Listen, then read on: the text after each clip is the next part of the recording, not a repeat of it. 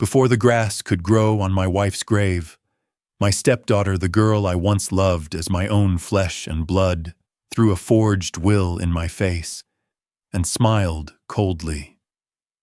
The happy family act is over. Old man, welcome to the psychiatric hospital. I simply smiled back, because what they didn't know was that before my wife passed away, she had whispered a secret in my ear, a secret powerful enough to send every single one of them to prison. I appreciate you stopping by. Comment below, what would you do if your closest family turned against you? I'm curious about your perspective. A gentle note, this story contains fictionalized elements created for entertainment and teaching moments. Similarities to actual individuals or settings are purely by chance, though the message carries weight. I stood at my wife's graveside, 62 years old, 32 years, building an empire watching 200 people pretend to mourn Margaret. She'd been gone for 3 days. 3 days since she whispered the secret that would either save me or destroy everything. The July sun beat down on the Ashford family mausoleum in Maplewood Springs. Heat shimmered off white marble, and the wind carried the scent of roses, Margaret's favorite. I'd ordered 300 of them. Warren. Her voice had been barely a breath 3 nights ago. The journal, behind the mirror, in the safe. Password is, your birthday. Save Dane. Promise me. Save Dane. I'd promised. What else could I do? I didn't know then that those words would be my only weapon against what was coming. Claudia stood across from me, dabbing at dry eyes with a black handkerchief. My stepdaughter, the girl I'd raised since she was 10, wore a black Chanel dress and carried a fire engine red Hermes bag. She caught me looking and offered a sad smile that didn't reach her eyes. Brandon Hayes stood beside her, one hand on her shoulder. My son-in-law was 38. Lean and sharp-featured with cold blue eyes that belonged on a shark. He'd been part of our family for 12 years. I'd never trusted him. Turns out I should have trusted my instincts. 6-year-old Dane sat between them, small and confused in his tiny black suit. My grandson kept looking at the casket, then at me like he was trying to understand why Grandma wouldn't wake up. I wanted to go to him, hold him, tell him everything would be okay. But Claudia's hand tightened on his shoulder every time he shifted toward me, keeping him controlled. The pastor droned on about eternal rest and God's mercy. My mind was 3 nights back in that hospital room. The journal, Margaret had repeated, her eyes urgent. Everything you need to protect yourself. And Dane, don't let them take him to that place. What place? I'd whispered. With Thornhill, how she'd breathed. They'll try. Thornhill. And then she was gone. The service ended around 4:30. People filed past, offering scripted condolences. Business associates. Board members from Ashford Pharmaceuticals. All performing appropriate rituals of grief. Gerald Foster, our board chairman, shook my hand. Over his shoulder, I saw Brandon lean in close to Gerald, whispering something that made the older man's eyes flick to me and away again. My stomach tightened. Helen Crawford, our housekeeper of 20 years, approached with red-rimmed eyes, the only genuine tears I'd seen all day. Walter Thompson, the gardener, stood nearby with his hat in his hands. She loved those roses, sir. These people were real, loyal. Everything Claudia and Brandon weren't. The limousine ride back to the manor was when the mask finally came off. Claudia waited until we'd cleared the cemetery gates before pulling out a folder. She set it on the leather seat between us with a soft thump that sounded like a gavel. "What's this?" I asked. "Mom's will. She updated it 6 months ago, right before she got sick." Funny timing, don't you think? Brandon watched me with those shark eyes from across the seat. Dane was in the front with the driver, thank God. I opened the folder. Bukata, being of sound mind and body. Revoke all previous wills. Claudia Margaret Grant as sole beneficiary. Controlling interest in Ashford Pharmaceuticals. Ashford Manor and all properties. My hands didn't shake. I wouldn't give them that satisfaction. Margaret would never. Wouldn't she? Claudia leaned back. Come on, Warren. Mom was tired of playing second fiddle to your precious company. She wanted security for her daughter, her real family. The knife twisted. Her daughter. Not our family. This isn't legal, I said quietly. Desiksu, the show's over, old man. Now we're going to transfer control of Ashford Pharmaceuticals to people who actually know how to run it. Brandon finally spoke. We have an appointment at the lawyer's office Thursday morning, 9 a.m. sharp. You'll sign the papers transferring your shares to Claudia. And if I refuse, Claudia's smile was all teeth. Then we proceed with Plan B. Dr. Patricia Hale at Thornhill Psychiatric Hospital has already reviewed your file, the one Mom helped us prepare. Early onset dementia, erratic behavior, confusion. All documented, all witnessed. She studied me like a lab specimen. Do you know how easy it is to have someone declared incompetent when they're 62 and grieving? Thornhill is lovely, Brandon added. Private rooms, round-the-clock care. No visitors unless we approve them. For your own protection. My heart hammered, but I kept my face blank. I see, I said finally. I'm glad you're being reasonable. Claudia patted my hand like I was a child. Sign the papers Thursday. Transfer everything nice and clean. Fight us, and you'll spend those days drooling in a padded room while we sell off your company piece by piece. The limousine pulled through the gates of Ashford Manor. Claudia gathered her folder. 60 hours, Warren. That's how long you have to make the right choice. She stepped out, Brandon following. They walked up the marble steps like they already owned the place. I sat in the empty limousine for a long time, staring at the folder. The fake will forged with Margaret's name in handwriting that was close but not quite right. But it would fool a judge who wasn't looking closely. The journal, Margaret had whispered. Everything you need. She'd known what Claudia and Brandon were planning, and she'd left me a weapon, behind the mirror, in the safe. Password my birthday, 60 hours. Thursday at 9 a.m. The countdown had started. I looked up at Ashford Manor at Margaret's bedroom window on the second floor. Somewhere in that room was a journal. Evidence. Truth. The driver cleared his throat. Mr. Ashford, are you ready to go inside? I folded the fake will and tucked it into my jacket pocket. Not yet, I said quietly. Not yet, but soon. Very soon, Claudia and Brandon were going to learn that the old man they'd underestimated had one last fight left in him. I'd barely stepped through the mahogany doors when Claudia clapped her hands together like a socialite hosting a garden party. Everyone please come in. We have refreshments set up in the East Parlor.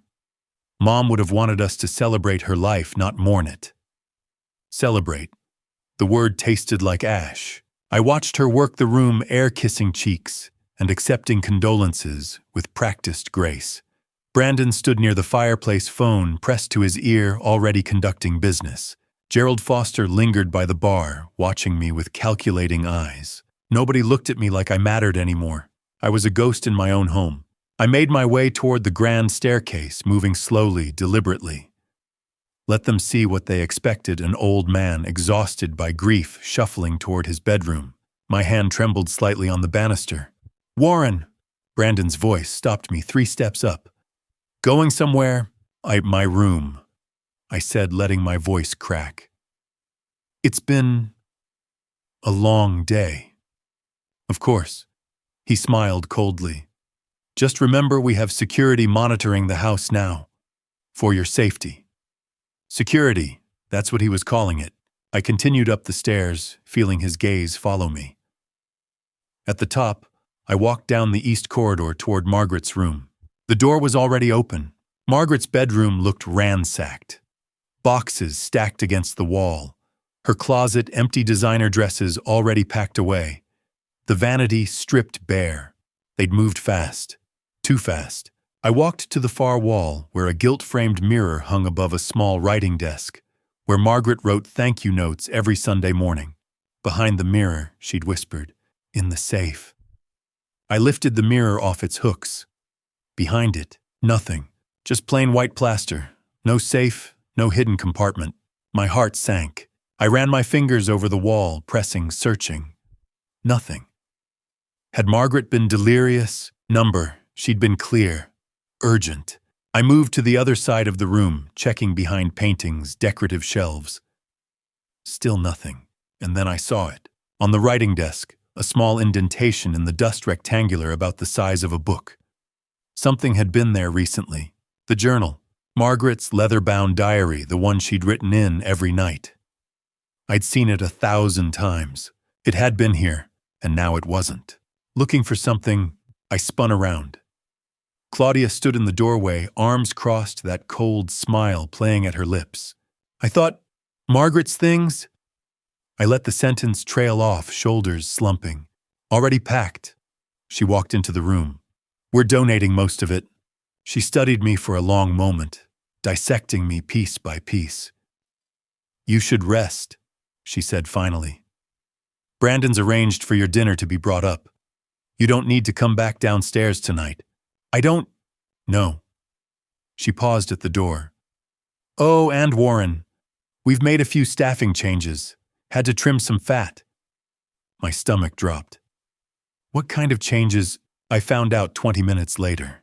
Helen Crawford sat in the kitchen, a white envelope in her trembling hands, tears streaming down her face.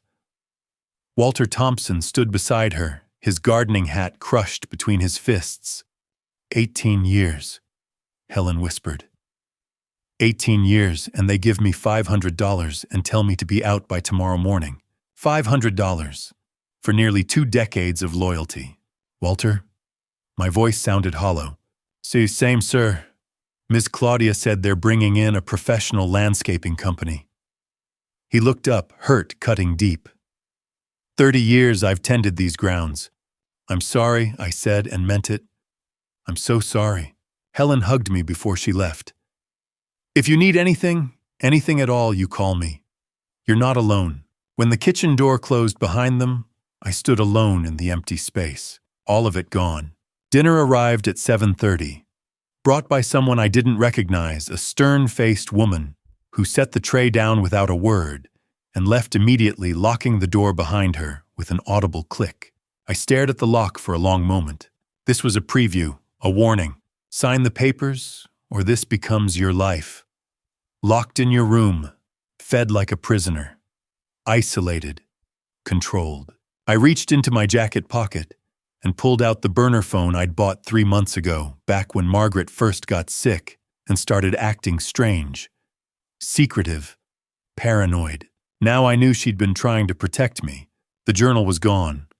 But Margaret had said everything I needed was in that journal, which meant whoever had it now had evidence, had proof. I typed a message to the only person I could trust, need to talk. Urgent. Tomorrow, 2 a.m. service entrance. Isaac Warren would understand. Around 9 p.m. footsteps echoed outside my door. Claudia's voice.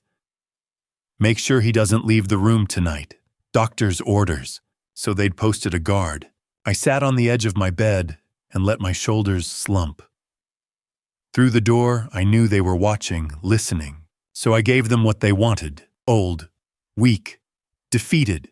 That's what they needed to believe. But tomorrow night at 2 a.m., while they slept in their stolen beds, I'd prove them wrong. I lay in bed, listening to the house settle. Somewhere below, Claudia's voice drifted up. By Thursday, he'll sign everything. And if he doesn't, we move to Plan B. Patricia already has the paperwork ready at Thornhill. Brandon's response was too quiet to hear. But Claudia's laugh was crystal clear. I closed my eyes and thought about Margaret's final moments, desperate to save Dane. Don't let them take him to that place, she'd begged. I wouldn't. I'd made a promise, and Warren Ashford had never broken a promise in his life. The countdown continued 54 hours until Thursday 9 a.m., but I had 48 hours to find the truth, and I'd only need 1 to destroy them. At 2 a.m. Sunday morning, I moved through the darkened house like a thief in my own home. The guard outside my door was slumped in his chair, snoring softly. Amateur hour. The service entrance lock disengaged with a soft click, and Isaac Warren slipped inside. At 32, Isaac was everything I'd hoped he'd become when I'd hired him 8 years ago. Sharp eyes, sharper mind, and loyalty you couldn't buy. Mr. Ashford. He stopped staring at me in the dim light. You're standing straight. I am. I gestured toward my study. Come on, we don't have much time. We settled into the leather chairs, and I watched Isaac process what he was seeing. Gone was the shuffling, trembling old man from the funeral. You've been faking it, Isaac said slowly. The confusion, the weakness. All of it, I leaned forward. They're watching me, Isaac, Claudia and Brandon. They've got a doctor at Thornhill Psychiatric Hospital ready to declare me incompetent if I don't sign over my company by Thursday morning. His jaw tightened. That's illegal. Well, Margaret warned me before she died. About a journal about protecting Dane about Thornhill. She knew what they were going to do. But the journal's gone. Claudia took it. Isaac was quiet for a moment, thinking. Finally he said, there might be something. 3 weeks ago, Isaac began pulling out his phone. I noticed unusual activity in the company accounts. Small transfers, a few thousand here and there. But the pattern was wrong. My stomach tightened. How much? Then over the past 18 months, almost $4.7 million has been siphoned out. Pension fund, research and development, even the employee healthcare fund, $4.7 million. Who authorized the transfers? Isaac's expression darkened. According to the digital signatures, you did. What? Every transaction has your electronic signature. But I know you didn't do it. I've been your assistant for 8 years. These signatures are professional forgeries, but they're not yours. Brandon, I said quietly. He has access to my office. That's what I thought. So I started watching him. Isaac lowered his voice. Mr. Ashford, your son-in-law is in serious trouble. He's got debts. Bad debts. Isaac pulled up photographs on his phone. Brandon Hayes standing in a parking garage talking to a hard-featured man in an expensive suit.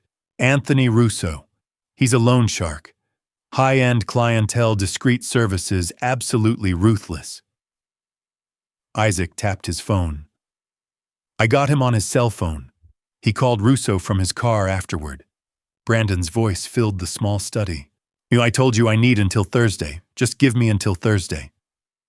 You've been saying that for 3 months, Hayes. My patience has limits. I know.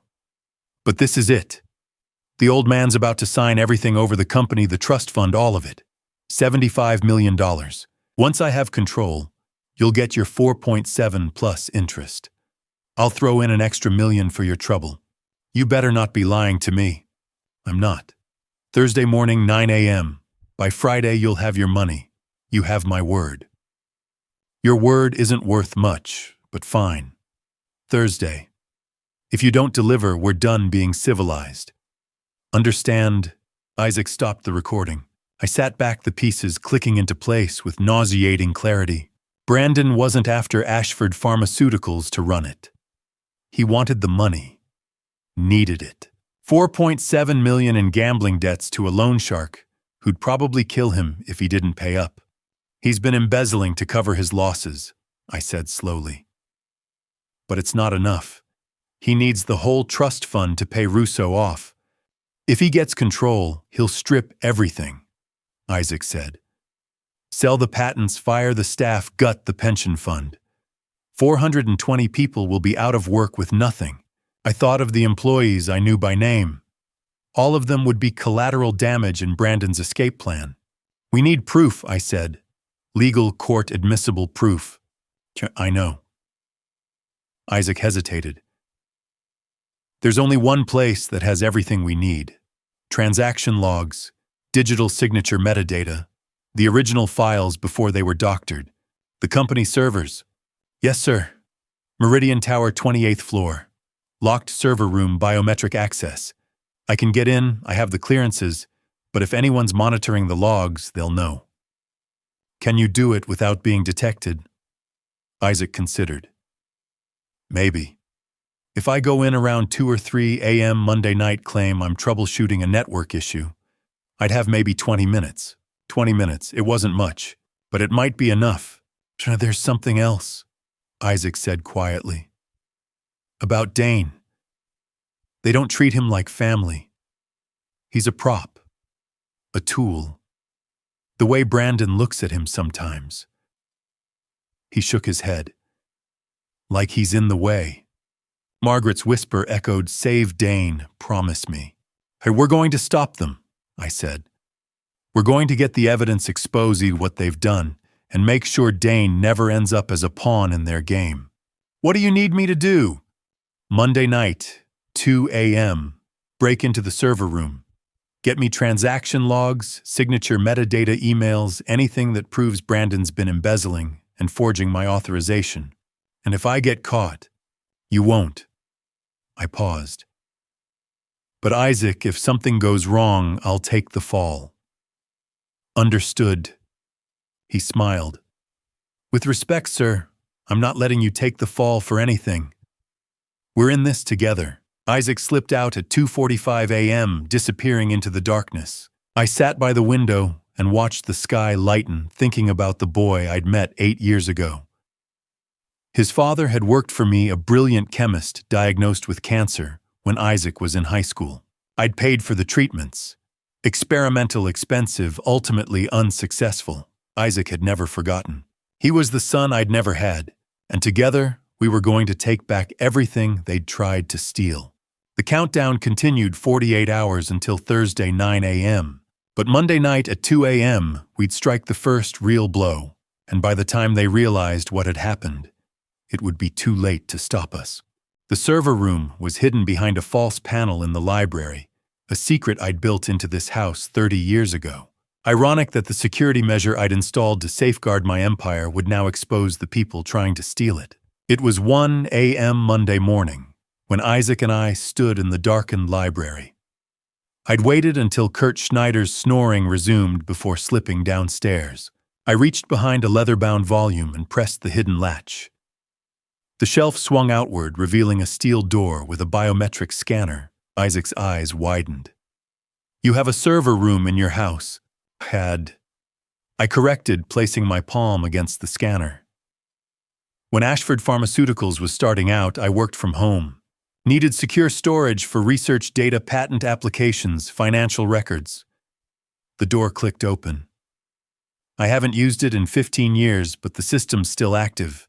Does Claudia know about it?" "No. I built it before Margaret and I married." The temperature dropped as we stepped inside. Isaac set his laptop on the workstation desk and plugged into the network. His fingers flew across the keyboard. "How long?" I asked quietly. 20 minutes to access the company mainframe remotely. Another 10 to download everything we need." He glanced up.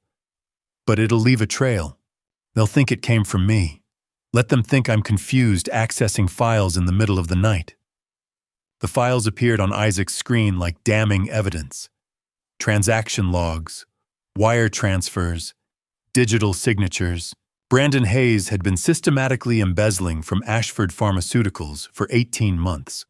"Look at this," Isaac murmured. "It starts small. $5,000 here, $8,000 there. March of last year." I leaned closer. The early transfers were subtle amounts, small enough to get lost in monthly reconciliation. But as months progressed, Brandon had gotten bolder, or more desperate. By September, he's moving 50,000 at a time. December, Isaac paused. $350,000, withdrawn from the employee pension fund. My jaw clenched. The pension fund. 420 employees' retirement money. Isaac pulled up another file. "But here's the smoking gun. Digital signatures. My digital signatures supposedly authorizing every fraudulent transfer. Except they weren't mine." Isaac zoomed in on the metadata. Every signature was created on the same laptop. Serial number BH2847. That's Brandon's company-issued computer. Look at the timestamps most signed between 2 and 3 a.m. He thought he was being careful. He was, just not careful enough. We were downloading the final batch of files when I heard it. Footsteps in the library. Isaac's head snapped up. We locked eyes. The footsteps stopped just outside the hidden door. Then a knock. Brandon's voice drifted through. "I know someone's in there. The network monitoring system sent me an alert." My heart hammered. Isaac's hand hovered over the laptop. I shook my head. "Wait, I'm coming out," I called, making my voice shake, confused, frightened. I didn't mean to. I opened the door and stepped out, leaving Isaac hidden behind me. Brandon stood in pajamas, a tablet showing a network monitoring interface. His eyes were sharp, suspicious. "Warren, it's 1:30 in the morning. What are you doing in the server room?" I let my shoulders slump, my hands tremble. I was looking for... I glanced around, like seeing the library for the first time. "Where's the bathroom?" "The bathroom is upstairs, in your bedroom, where you're supposed to be." Brandon stepped closer. "How did you even know about this room?" "Margaret," I said, the name catching. "Margaret told me. She said there were files, important files." His expression shifted, calculating. "What files?" "I don't remember." I rubbed my face.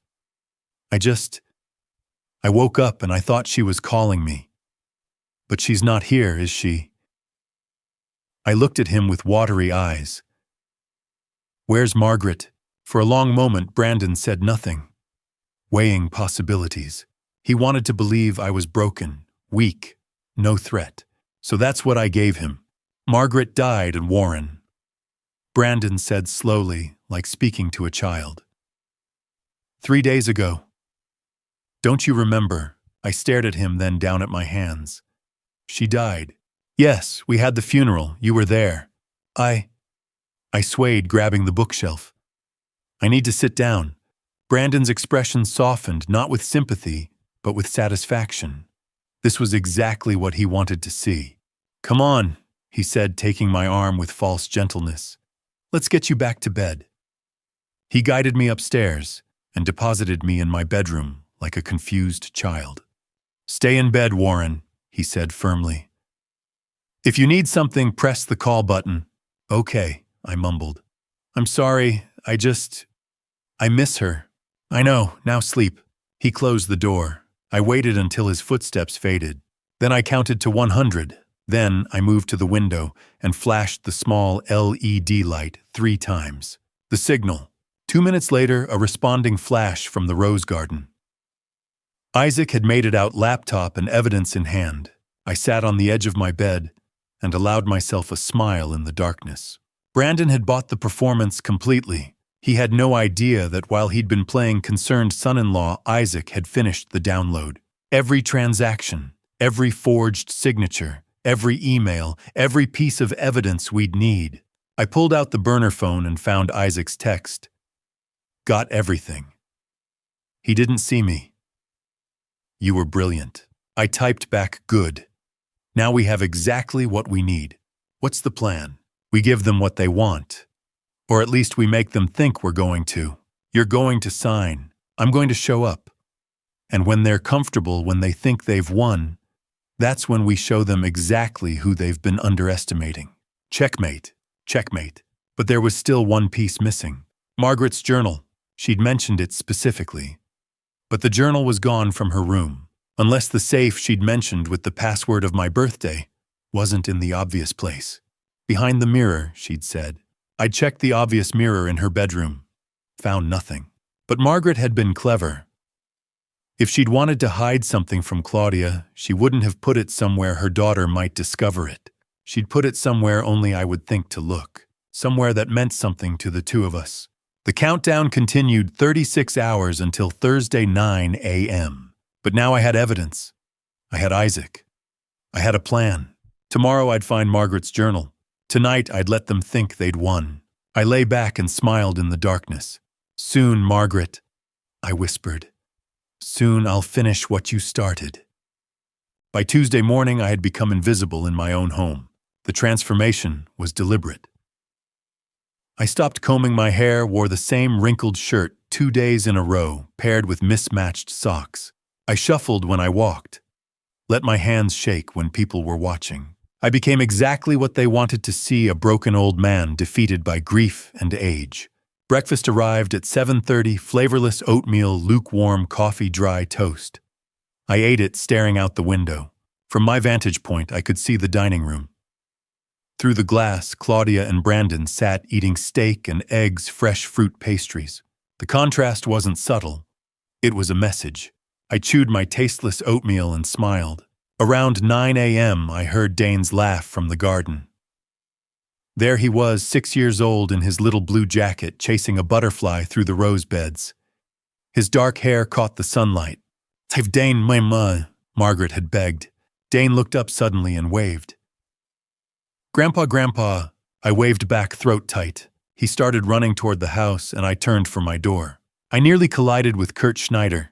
"Where are you going, Mr. Ashford?" "The garden. I wanted to see my grandson." "Doctor's orders. You're supposed to stay in your room." Kurt's expression didn't change. Ms. Grant was very clear.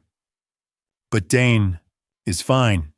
You need to stay here for your own health." Kurt stepped forward, forcing me back. "No visitors, no exceptions." The threat was clear. "Comply or we'll drug you." I let my shoulders slump. "Okay, I'll stay here." The door closed. The lock clicked. Around 11 a.m., I heard Brandon's voice. "I told you I need until Thursday, just 2 more days." Anthony Russo, the loan shark. I pressed my ear against the heating vent. Brandon's voice drifted up. "No, she doesn't know how bad it is." I kept the Macau losses separate. If Claudia found out I lost another $2 million, he trailed off. The kid's not my problem. Claudia can deal with him. I'll be halfway to Sao Paulo by then. My hands curled into fists. He was planning to abandon them all, take the money, and disappear. Around 2 p.m., Claudia came to my room. She carried the same folder from the limousine. "We need to talk," she said, setting it on my desk. I was sitting by the window, playing the part. I didn't turn around. "Warren, look at me when I'm talking to you." I turned, slowly blinking. "Claudia, we need to go over these papers." "I don't want to sign anything." Her smile was razor thin. "That's not really an option. Brandon found you confused at 1:30 a.m. Do you know how easy it would be to have you declared incompetent? You can't do that." "I absolutely can." She opened the folder. "Sign these papers and you can stay here. Refuse and you're going to Thornhill." I stared at her, this woman I'd raised for 25 years. "I loved you," I said quietly, like my own daughter. Something flickered across her face. Then it was gone.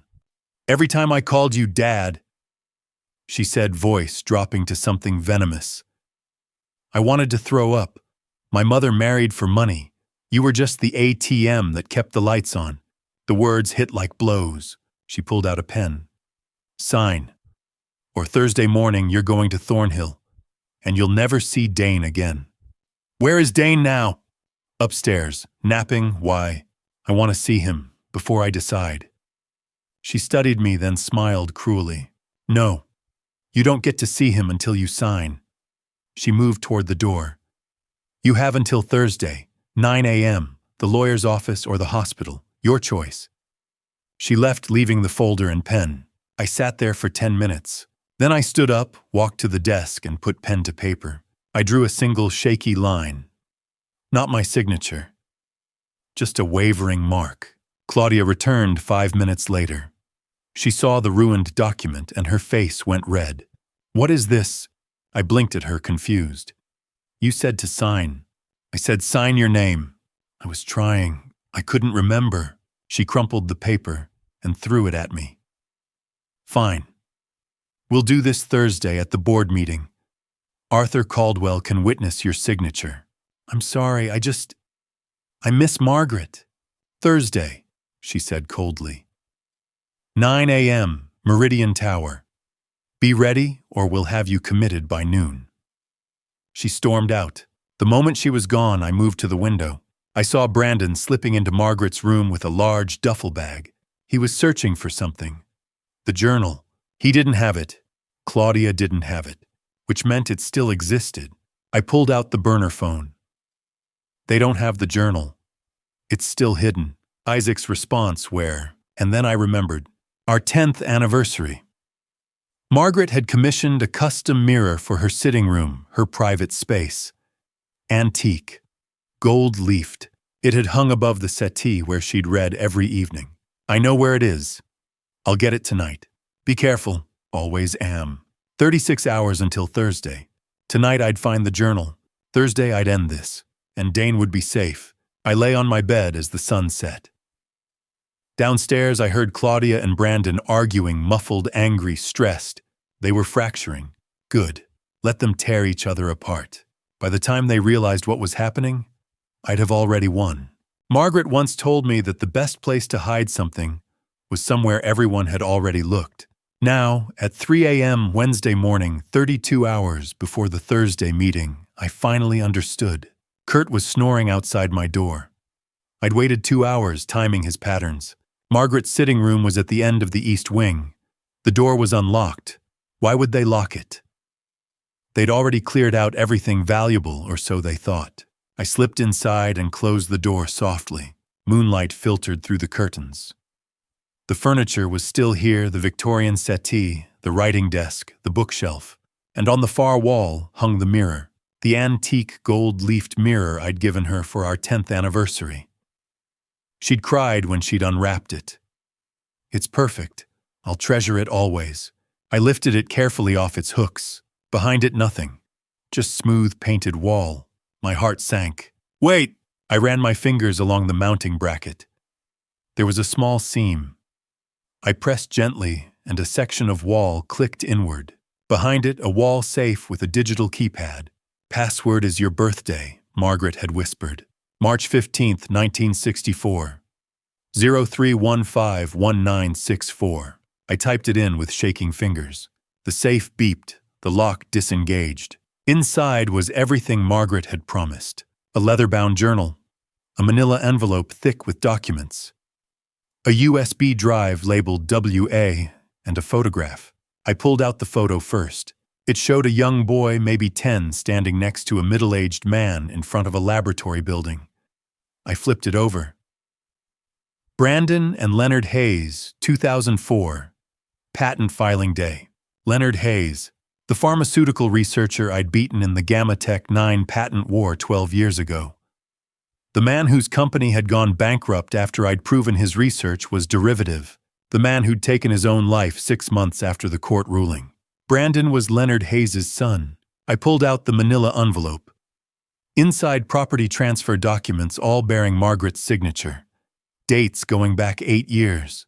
The beach house, the investment properties, the vacation home in Aspen, all signed away piece by piece while I'd been too busy to notice. I picked up the journal and opened it. January 14th, 2010. Today I married Warren Ashford. I think I might actually love him. Standing there saying, I do, I felt something real. My vision blurred. I flipped forward, scanning entries. My March 2011. Watching Warren with Claudia and Brandon at Disney World. I think I made the right choice. December 2012. Dane was born today. Warren cried when he held him. I've never seen him show that kind of emotion. The tone shifted over time, less dreamy, more calculating. August 2014. Claudia asked me to sign some papers. Investment opportunities, she said. I signed without reading. I trust her. March 2016. I found out Claudia lied about the Malibu house. When I confronted her, she said I was confused. Did I agree to that? I can't remember. January 2018. I heard Claudia and Brandon talking. Claudia said, once the trust fund transfers, we can get rid of both of them. They wouldn't. They're family. June 2018. I'm scared. I found documents, plans to commit Warren to Thornhill. I confronted Claudia and she smiled. Mom, old women fall downstairs all the time. I don't recognize my daughter. My hands shook. October 2019. I've been hiding this journal for months. I gave them everything, and they've turned it into a weapon against the man I love. Because I do love him. March 2020. I'm sick. Cancer. Advanced. Maybe 6 months. Claudia cried, but I saw the calculation in her eyes. May 2020. I've been gathering evidence. Brandon's gambling debts, forged signatures, embezzlement. It's all on the USB. Password is Warren's birthday, backwards, 46151130. Warren. I'm sorry. I was weak, but please don't let them win. Save Dane. The final entry was written in red ink, July 24th, 2024. This is my last entry. Claudia came today. She held my hand and told me she loved me. All I could think was, I created this monster. Warren, if you're reading this, I loved you. Not at first, maybe, but somewhere along the way I fell in love with your kindness, your integrity. Use what I've left you. Stop them. Save Dane. Forgive me if you can. Margaret. Below P.S. Claudia doesn't know about the sitting room safe. She never liked this room. Am I? I sat on the floor, the journal clutched against my chest, and let the tears come.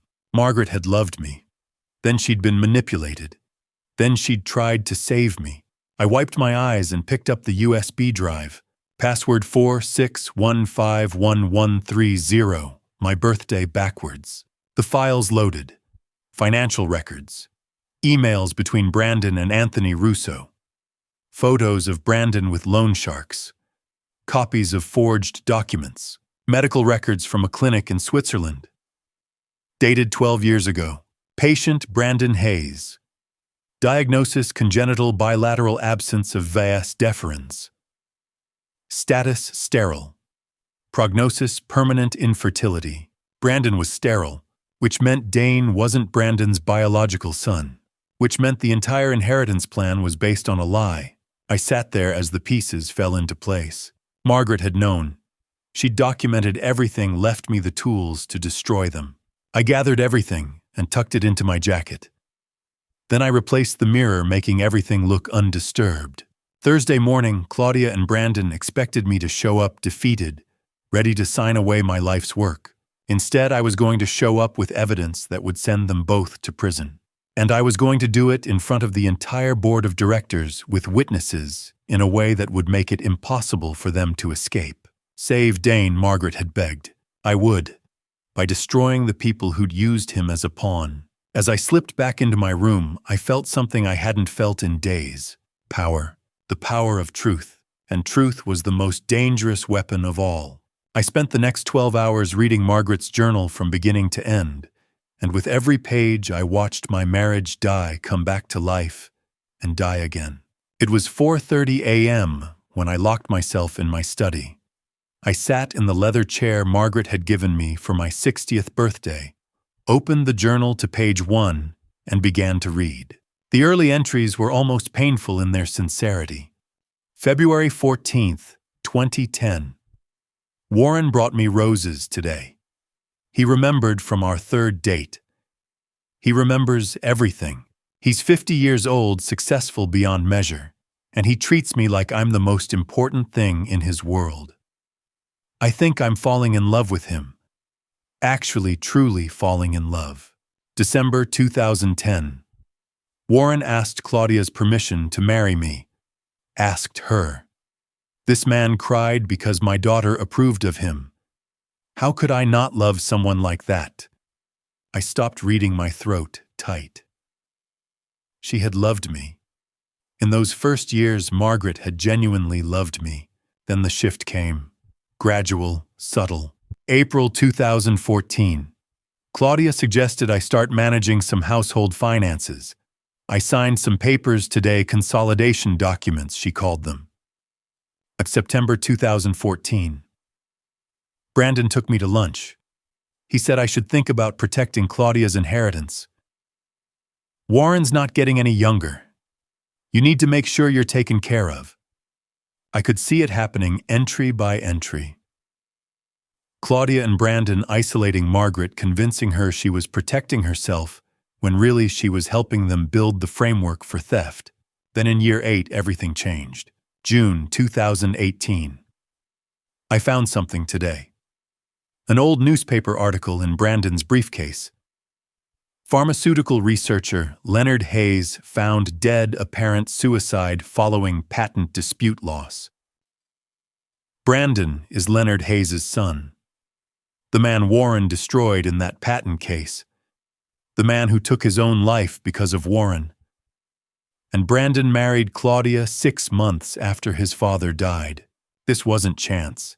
This was planned. Oh God, what have I helped them do? My hands shook so hard I had to set the journal down. To June 2018 continued. I confronted Brandon. He smiled and said, "Your husband destroyed my father. You really think I was going to let that go unanswered?" I asked what he planned to do. He said, "Take everything, just like Warren took everything from me."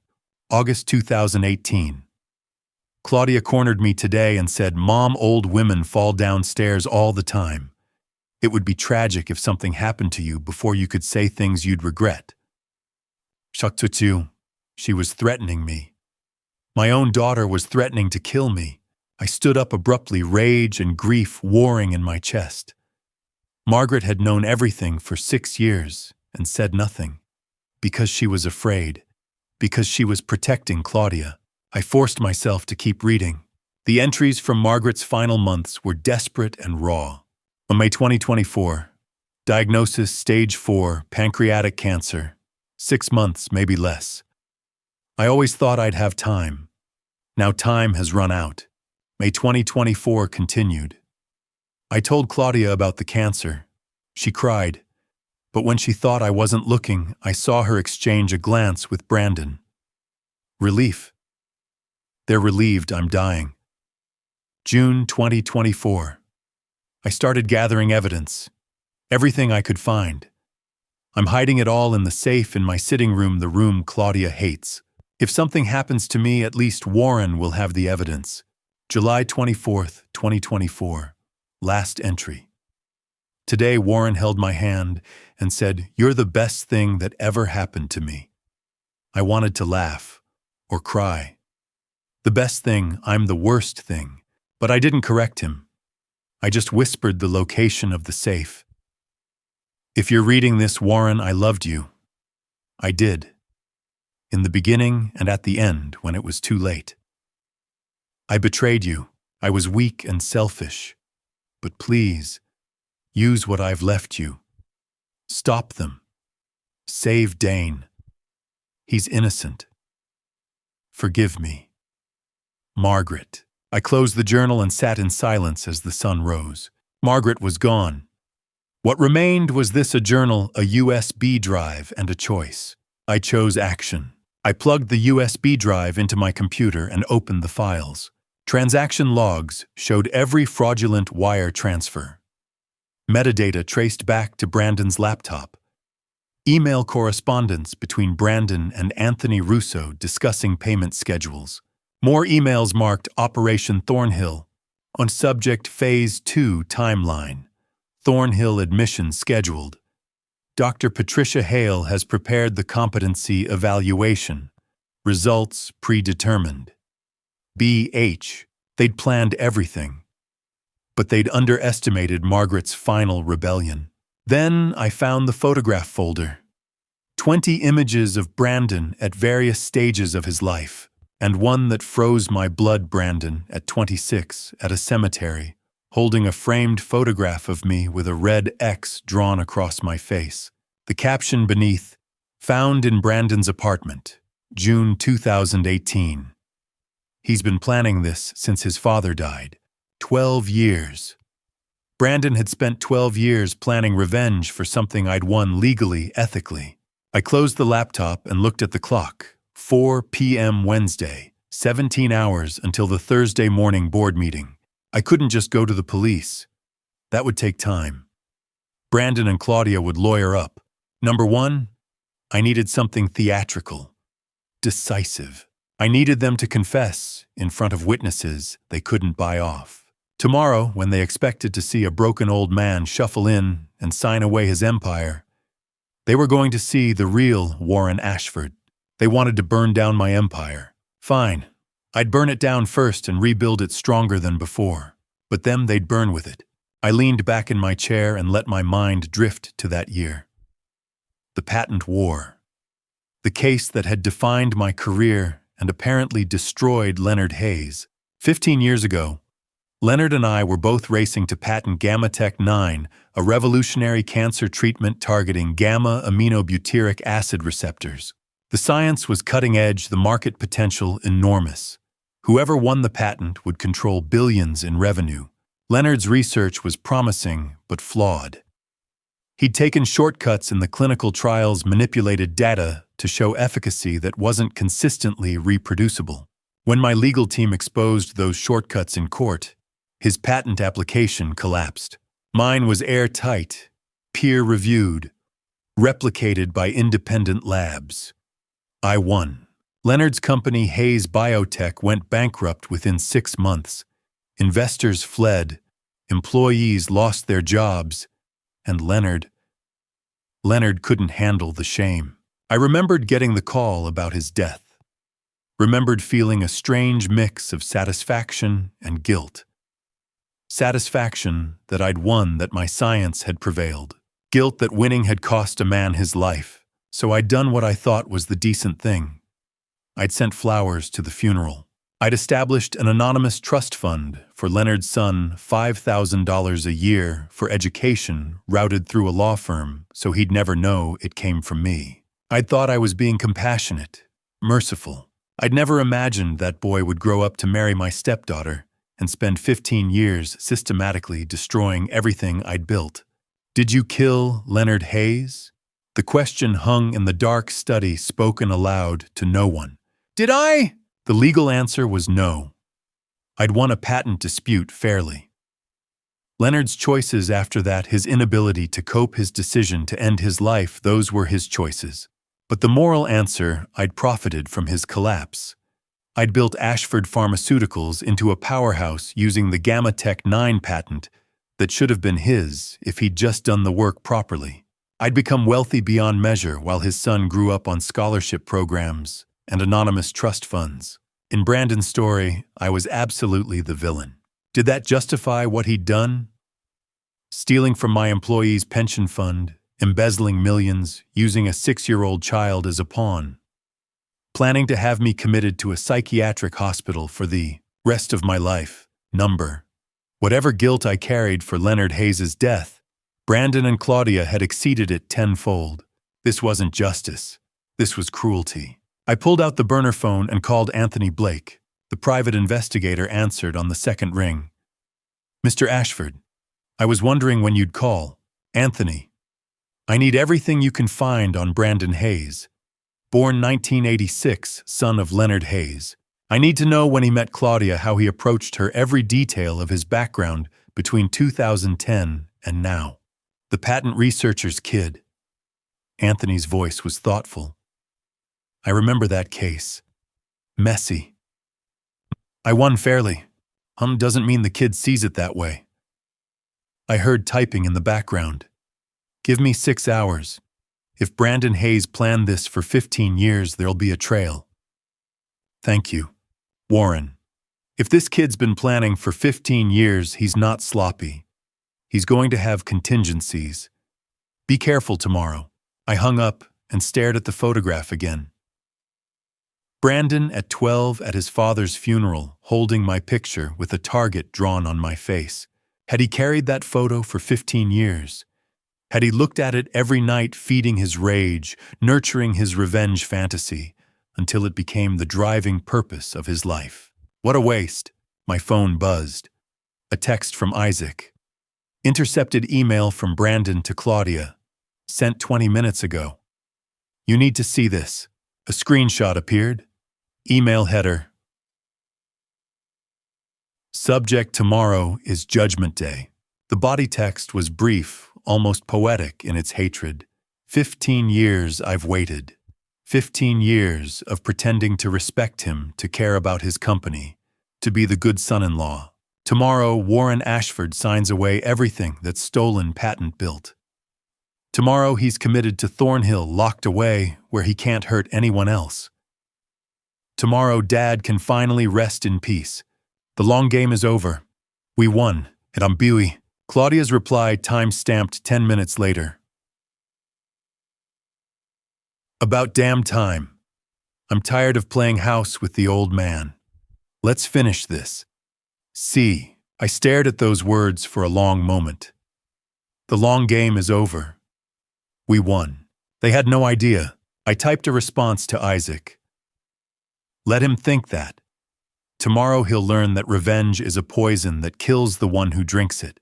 Brandon hadn't married Claudia for love. He hadn't even married her for money, though that was certainly a benefit. He'd married her for access, to get close to me, to infiltrate my family, my company, my life.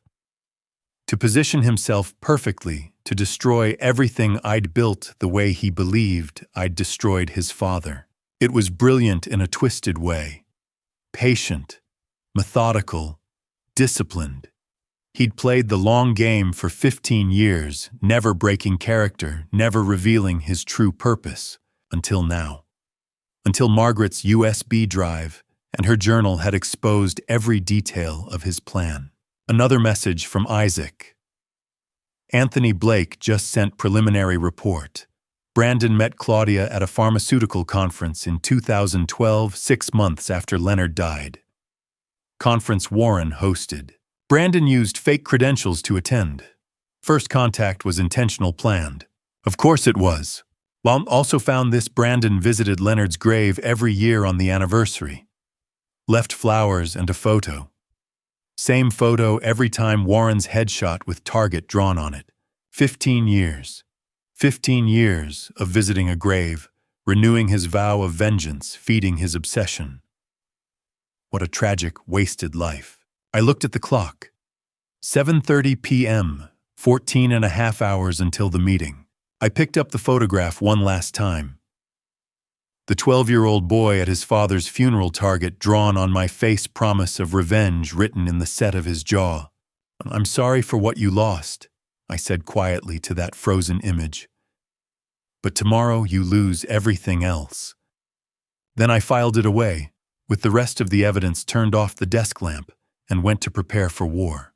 The night before the board meeting, I did something I hadn't done in 40 years. I prayed. Not in a church. Not on my knees with folded hands like they taught us in Sunday school, but standing at the window of my study at 11 p.m., looking out over the grounds of Ashford Manor, watching the moonlight paint silver shadows across the rose garden. I wasn't sure who I was praying to. God, if he existed. Margaret, if she could hear me. The universe, if it cared about justice. Let me get this right, I thought. Let me save Dane. Let me protect the 420 people who depend on this company. And if there's a cost, let me be the one who pays it. The moon didn't answer. The roses swayed silently in the night breeze. But I felt something settle in my chest. Not peace exactly. More like readiness. Tomorrow everything would change. At 11:30 I called Charles Montgomery. Warren, I've been waiting for your call. It's happening tomorrow, I said. 9 a.m., Meridian Tower Conference Room B.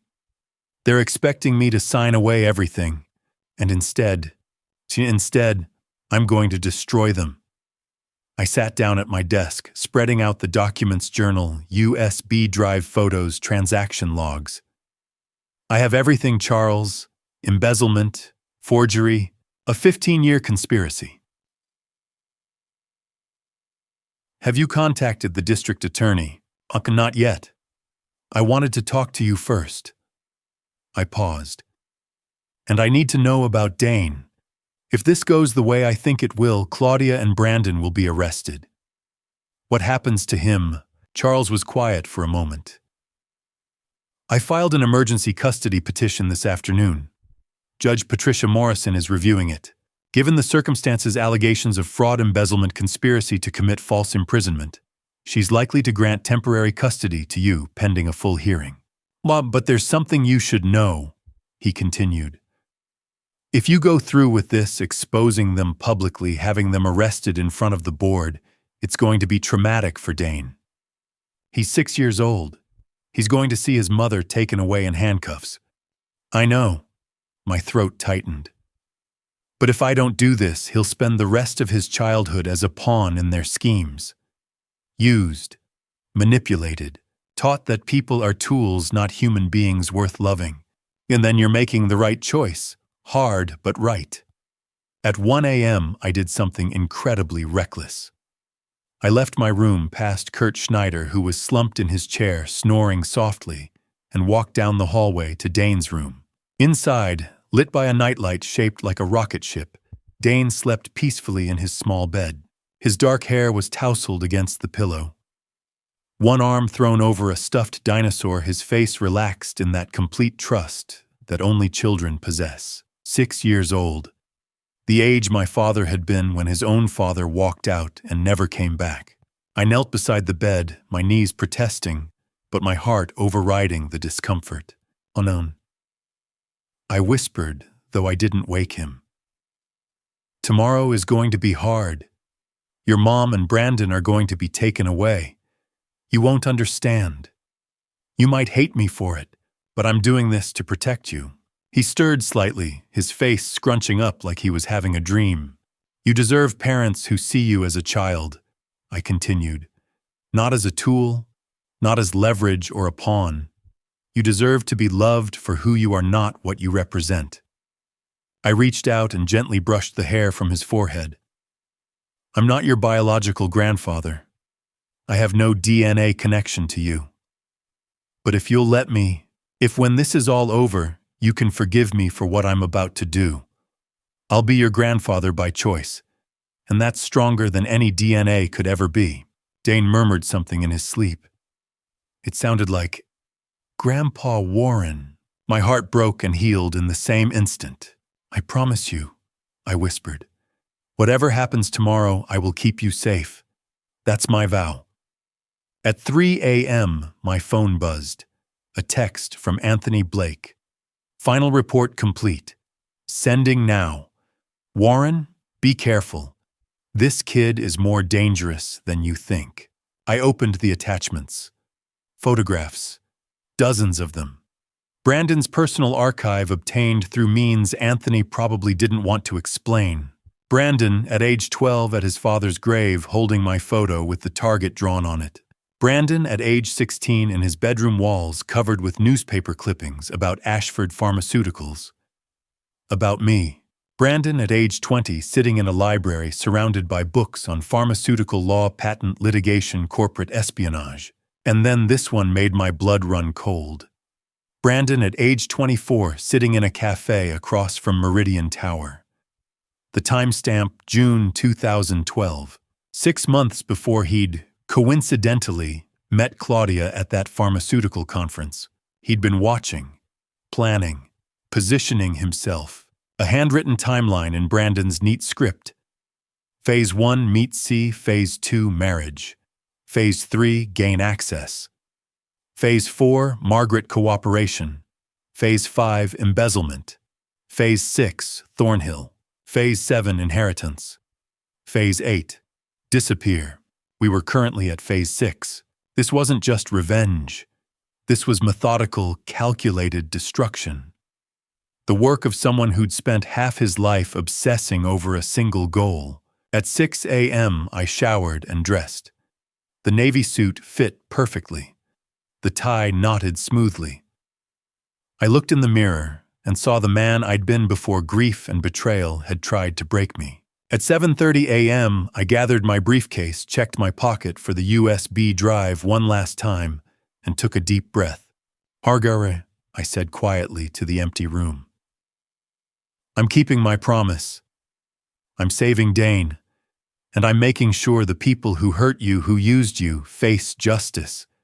Game on, I whispered. Then I walked out into the hallway, past a startled Kurt Schneider, who gaped at my transformation down the stairs, where Claudia and Brandon were eating breakfast, and froze when they saw me. Good morning, I said pleasantly, my voice strong and clear. Ready for the board meeting, I certainly am. Claudia's face went pale. Brandon's eyes narrowed with suspicion, but it was too late for them to change plans now.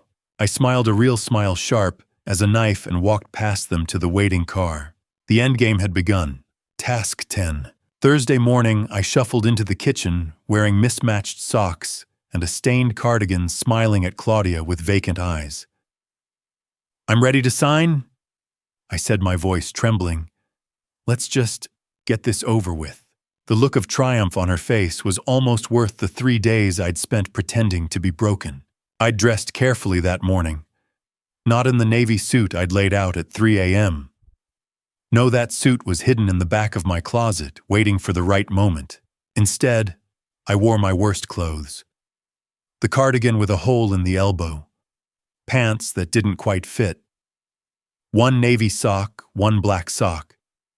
My hair deliberately uncombed, sticking up in gray tufts. I'd even forgotten to shave, leaving salt and pepper stubble across my jaw. And for the finishing touch, a bit of oatmeal smeared on my chin. I was a masterpiece of defeat. Claudia and Brandon sat at the dining table, my dining table, eating eggs, Benedict, and fresh fruit. They looked up when I entered, and I saw the flash of satisfaction in Claudia's eyes. Warren? She set down her fork, studying me. You look tired. I am tired. I let my shoulders slump, let my hands shake as I reached for a chair. I'm tired of fighting. I'm tired of being alone in this big house. Where's Margaret again? Brandon and Claudia exchanged a glance. The kind of glance that said, he's completely lost it. Perfect. Margaret died, Humpren. Claudia said slowly, like speaking to a child. Remember, we had the funeral. Oh, right. I rubbed my face. I forget sometimes. Everything's fuzzy. What? That's why you need help, Brandon said smoothly. Professional help. At Thornhill they can… I'll sign. I interrupted, my voice breaking. I'll sign whatever you want. Just promise me something. Let me see Dane sometimes. At Thornhill, please, he's all I have left. The tears that filled my eyes weren't entirely fake. The thought of Dane being used by these people, being taught their values, their cruelty, that was real. We'll see, she said, her smile cold and satisfied. If you're a good boy and sign everything without making a fuss, maybe we'll let you have supervised visits. Once a month, for an hour. Like I was a prisoner being granted parole. Kurt Schneider drove the black Mercedes, his eyes occasionally flicking to the rearview mirror to check on me. I sat in the back seat between Claudia and Brandon, hunched and small, staring out the window, like a confused old man watching the world go by. Claudia and Brandon spoke in low, excited whispers. After the signing, we'll announce the restructuring, Claudia murmured. Cut the R&D department by 40%. Sell off the non-profitable divisions. And the pension fund, Brandon asked. We'll blame the shortfall on Warren's mismanagement. By the time anyone realizes what actually happened, we'll have the money offshore and untouchable. When the Mercedes pulled up to Meridian Tower, the glass and steel skyscraper that housed Ashford Pharmaceuticals' executive offices, 28 floors of innovation ambition, and if I had anything to say about it, justice. Kurt opened my door, and I climbed out slowly, leaning on his arm like I needed the support. Employees in the lobby stopped and stared as we passed. "Is that Mr. Ashford?" someone whispered. "He looks terrible." I heard he's stepping down. Dementia. The whispers followed us to the elevator. I shuffled into conference room B, Kurt guiding me to my chair. I sat down heavily, my hands trembling as I placed them on the table. Claudia and Brandon took seats on either side of me, flanking me like guards. Gerald Foster, the board chairman, cleared his throat. "Mr. Ashford has requested this emergency board meeting to discuss the transfer of controlling interest in Ashford Pharmaceuticals to Brandon Hayes with Claudia Grant as co-CEO. Mr. Ashford, are you certain this is what you want?" I opened my mouth, but before I could speak, Claudia placed a thick folder in front of me. "We've prepared all the necessary documents," she said smoothly. "Transfer of shares, reallocation of voting rights, trust fund access authorization. Warren's attorney has reviewed everything. Isn't that right, Mr. Montgomery?" All eyes turned to Charles. He stood adjusting his tie and walked slowly to the head of the table.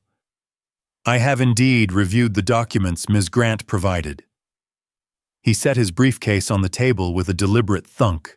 However, I have some additional materials that I believe the board should review before any signatures are made." Claudia's smile flickered. "Additional materials?" "Yes." Charles opened his briefcase and pulled out a tablet, several manila folders, and a USB drive. Still materials pertaining to financial irregularities, forged documentation, and allegations of fraud that have come to light in the past 72 hours. The room went silent. Brandon's face drained of color. "What are you talking about?"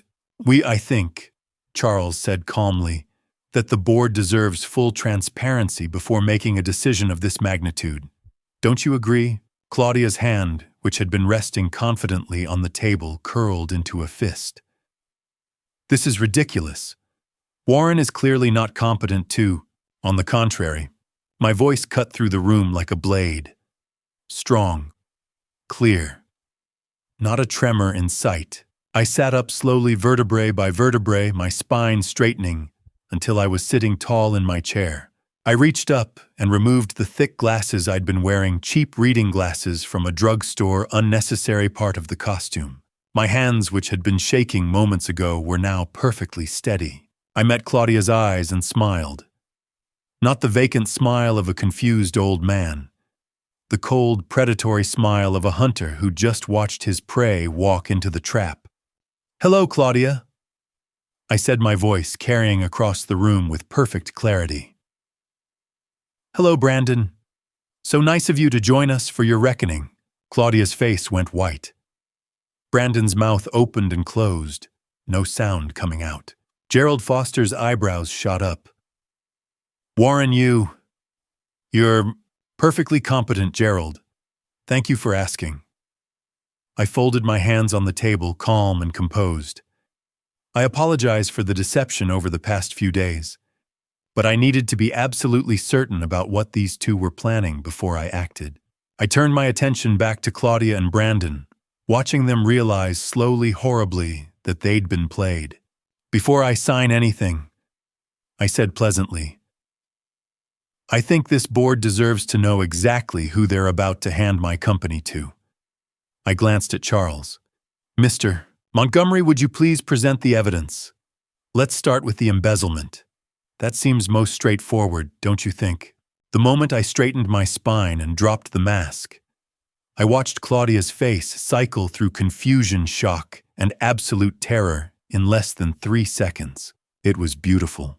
I stood up from my chair, not the shuffling, uncertain movement of a confused old man, but the confident rise of someone who knew exactly what he was doing. I reached down and pulled off the stained cardigan, revealing a perfectly tailored navy vest over a crisp white shirt. The burgundy tie Margaret had given me. The outfit of a man in control. The board members gasped. Gerald Foster's mouth fell open. "My apologies for the theatrics," I said, my voice carrying clearly across the room. No tremor, no weakness. But I needed everyone present before we discussed the irregularities. Gerald found his voice first. Warren, what the hell is going on? We were told you were losing my mind, suffering from dementia. I smiled coldly. Yes, that's exactly what you were told, by people who had everything to gain from you believing it. I turned to face the board. For the past 2 weeks, I've been performing a role, a grieving widower descending into cognitive decline. Very convincing, wasn't it, Claudia? She'd gone white as chalk, her hands gripping the edge of the table. You were faking every single moment. I let that sink in. The confusion, the wandering, the mismatched socks, all of it. Because I needed to know exactly what you and Brandon were planning before I acted. Charles moved to the front of the room, connecting his laptop to the projector. The screen filled with transaction logs, dates, amounts, routing numbers. Over the past 18 months, Charles began, approximately $4.7 million has been systematically transferred from Ashford Pharmaceuticals, specifically from the Employee Pension Fund, to shell companies registered in the Cayman Islands. Robert Miller. The CFO stood up so fast his chair nearly toppled. What, I should have caught this. You were bypassed. Charles said, through the use of digital authorization bearing Mr. Ashford's signature. He pulled up technical data timestamps, IP addresses. Every transaction was signed using Mr. Ashford's digital signature. However, forensic analysis shows they were created from Brandon Hayes's laptop. Every eye in the room turned to Brandon. His hand inched slowly toward the laptop bag at his feet. That's circumstantial, Brandon said, his voice tight. It proves, I said quietly, that you were forging my signature to steal from my company, from the 420 employees whose pensions you raided. The room exploded with outrage. Claudia shot to her feet.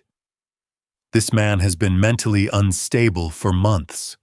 My mother left a will stating he was no longer competent. She pulled out papers with shaking hands.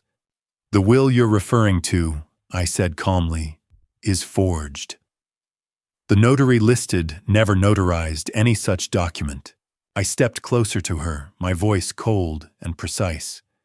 You forged your own mother's will. You fabricated medical evidence. You isolated me, starved me, tried to gaslight me into believing I was losing my mind. All to steal a company you never built. You were never my father. She hissed at me. Every time I called you Dad, I wanted to throw up. You were just the ATM that kept the lights on. The man who raised you from age 10. I finished quietly. The man who paid for your education walked you down the aisle. The man who loved you like his own blood, Brandon, who'd been silent, finally spoke. His voice was cold, controlled. You're making a mistake, Warren. I turned to face him. Tell me, Brandon Hayes, whose mistake am I making, mine or your father's? The room went silent. Every board member froze. I addressed the board. 15 years ago, I won a patent case against a researcher named Leonard Hayes. The patent was for Gamatech 9, the cancer treatment that became the foundation of this company's success. Leonard's research was flawed. I won. Fair and square. 6 months later, he took his own life. He left behind a 12-year-old son. I turned back to Brandon. A son who spent the next 15 years planning revenge, who infiltrated my family by marrying my stepdaughter, who spent 18 months embezzling from my company while positioning himself to steal everything I built. Brandon stood slowly. My father was a brilliant man, and you destroyed him. Your father, I said evenly, destroyed himself by falsifying data. I won that case because the science was on my side. You stole his life's work. Brandon's control cracked. Your father died, I said quietly, because he couldn't accept that he'd lost fairly. Do you know what I did after he died? I paid for his funeral. Anonymously. Made sure he had a proper service, a decent burial. Brandon's face contorted with confusion. You. What? Charles, I said. Show them the receipt. Charles pulled up a payment receipt dated April 2010. Cemetery services for Leonard Patrick Hayes. Paid in full by an anonymous donor through Charles Montgomery's firm. Brandon stared at the screen, his worldview visibly cracking. I pulled the USB drive from my pocket and handed it to Charles. Everything is documented. Emails, photos, timeline. Evidence that this entire scheme was premeditated over years. Brandon's eyes flickered to the exits where Officers Martinez and Davis had quietly moved to block the doors. No escape. Before we continue, I said calmly, there's one more thing the board should know. Charles, would you please explain the medical records we found? Brandon's face went completely white. No, he whispered. Oh yes, I said. Because the inheritance fraud isn't just about money. It's about biology. And I think it's time everyone learned the truth about Dane. Before I reveal who Brandon's father really is and why this 15-year revenge plan began, type the number 77 in the comments to let me know you're still here with me. This truth will change everything you thought you knew about this family drama. Just a reminder, the following story contains some fictionalized elements that may not reflect complete reality. If you'd prefer not to continue, feel free to pause the video here. When I spoke the name Leonard Hayes, Brandon's mask finally shattered. Charles, I said calmly, never taking my eyes off Brandon. Show them the birth certificate. The screen changed to a scanned document, official and undeniable. Birth certificate name, Brandon Michael Hayes. Date of birth, April 3rd, 1986.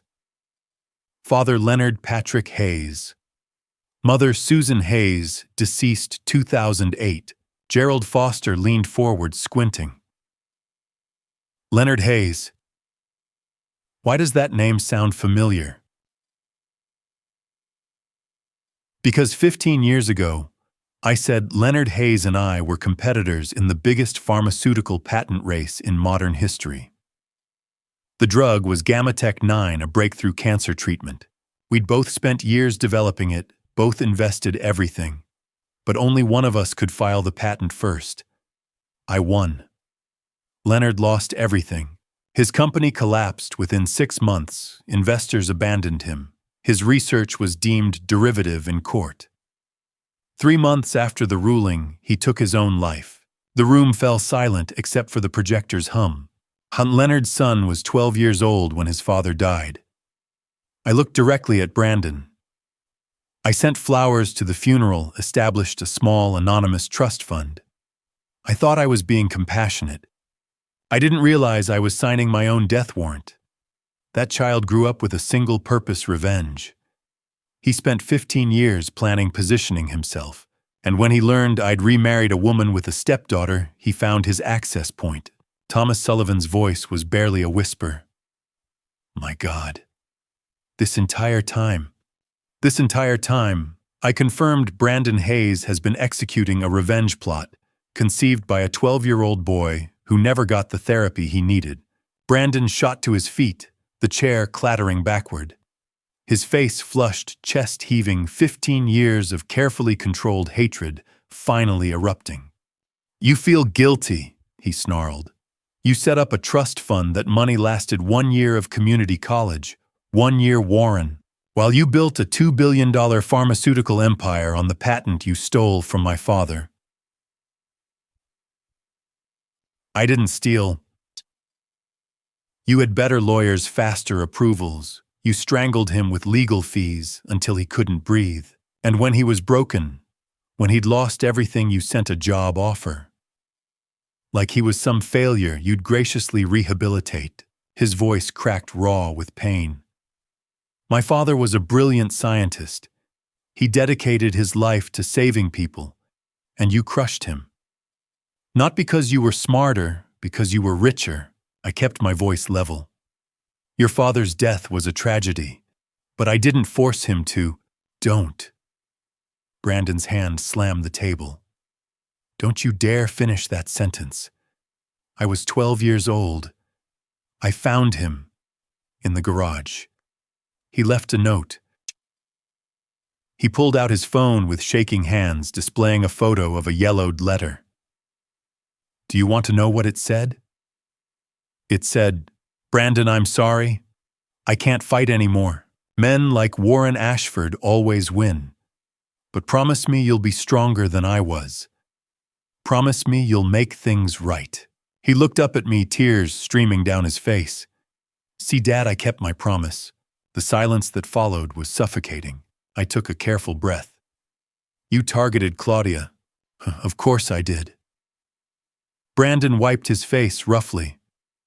5 years ago, I learned Warren Ashford had remarried a woman with a stepdaughter. A daughter with expensive tastes and flexible morals. Perfect. Claudia made a strangled sound. You used me. Brandon turned to her, his expression empty and cold. Did you think I loved you? You're vapid, greedy, and cruel. But you had access. That's all I needed. I said what you wanted to hear. I played the devoted husband, helped you embezzle forged documents. I let you think it was your plan when it was mine all along.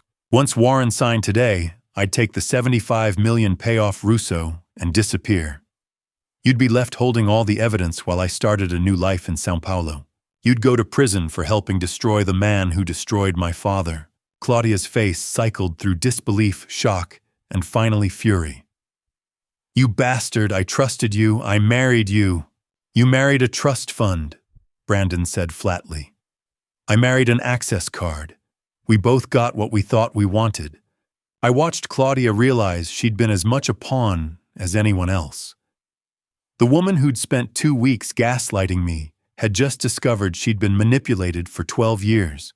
The irony was almost poetic. Brandon. My voice cut through Claudia's sobbing. I understand your pain. But what you've done here, you didn't just target me. You stole the pension fund from 420 employees, people with families, mortgages, children in college. You forged documents, committed fraud, and tried to have me committed to a psychiatric facility where I'd be drugged into compliance and silenced forever. Some collateral damage, Brandon said coldly. Like my father. No. Your father's death was a tragedy that emerged from business competition. What you've done is premeditated cruelty. You turned yourself into a monster to fight a monster you imagined I was. You're no hero here, Warren. And neither are you. I turned to face the board. I competed with Leonard Hayes fairly. I won through better preparation, better legal counsel, better execution. Was I ruthless? Nasa. Did I profit from his collapse? Absolutely. Could I have done more to help his family? Probably. But I don't deserve this. And these employees certainly don't deserve to have their retirement stolen because of a grudge that has nothing to do with them. Brandon's jaw clenched. My father was worth more than your employees' pensions. Your father, I said quietly, would be horrified by what you've become. For just a moment, Brandon flinched. Then his face hardened again. You don't get to speak about my father. Charles stood, clearing his throat. With Mr. Ashford's permission, I contacted the district attorney's office yesterday evening. Officers are waiting outside on charges of embezzlement, fraud, forgery, identity theft, and conspiracy to commit false imprisonment. The conference room doors opened. Officers Martinez and Davis stepped inside holding up their badges. Brandon Hayes, Claudia Grant, you're under arrest. As the handcuffs clicked, Brandon locked eyes with me. My father's ghost won't rest until you're as broken as he was. I shook my head slowly. Your father's ghost doesn't want revenge, Brandon. He wanted his son back. But you killed that boy 15 years ago when you chose hatred over healing. As the handcuffs clicked shut around Brandon's wrists, Claudia did what cornered animals do best. She unleashed every drop of venom she had left. Officer Martinez's voice was professional and calm. Brandon Hayes, you're under arrest for embezzlement, wire fraud, conspiracy to commit fraud, and identity theft. You have the right to remain silent. Anything you say can and will be used against you in a court of law. Brandon didn't resist. He stood perfectly still as the officer secured the handcuffs, his eyes locked on mine. His face was empty of expression, no rage, no fear, no remorse, just calculation. Even now, even as his 15-year revenge plot collapsed around him, he was planning. Thinking about lawyers, appeals, technicalities, ways to minimize damage and survive. It was almost impressive. Officer Davis approached Claudia, badge held up. Claudia Grant, you're also under arrest for... Don't touch me, Claudia shrieked, backing against the wall, her perfectly styled hair coming loose, mascara already smeared. This is insane. I didn't do anything. He's the one who manipulated me. Forged everything. I'm the victim here. Brandon's head turned slowly, his expression shifting to bitter amusement.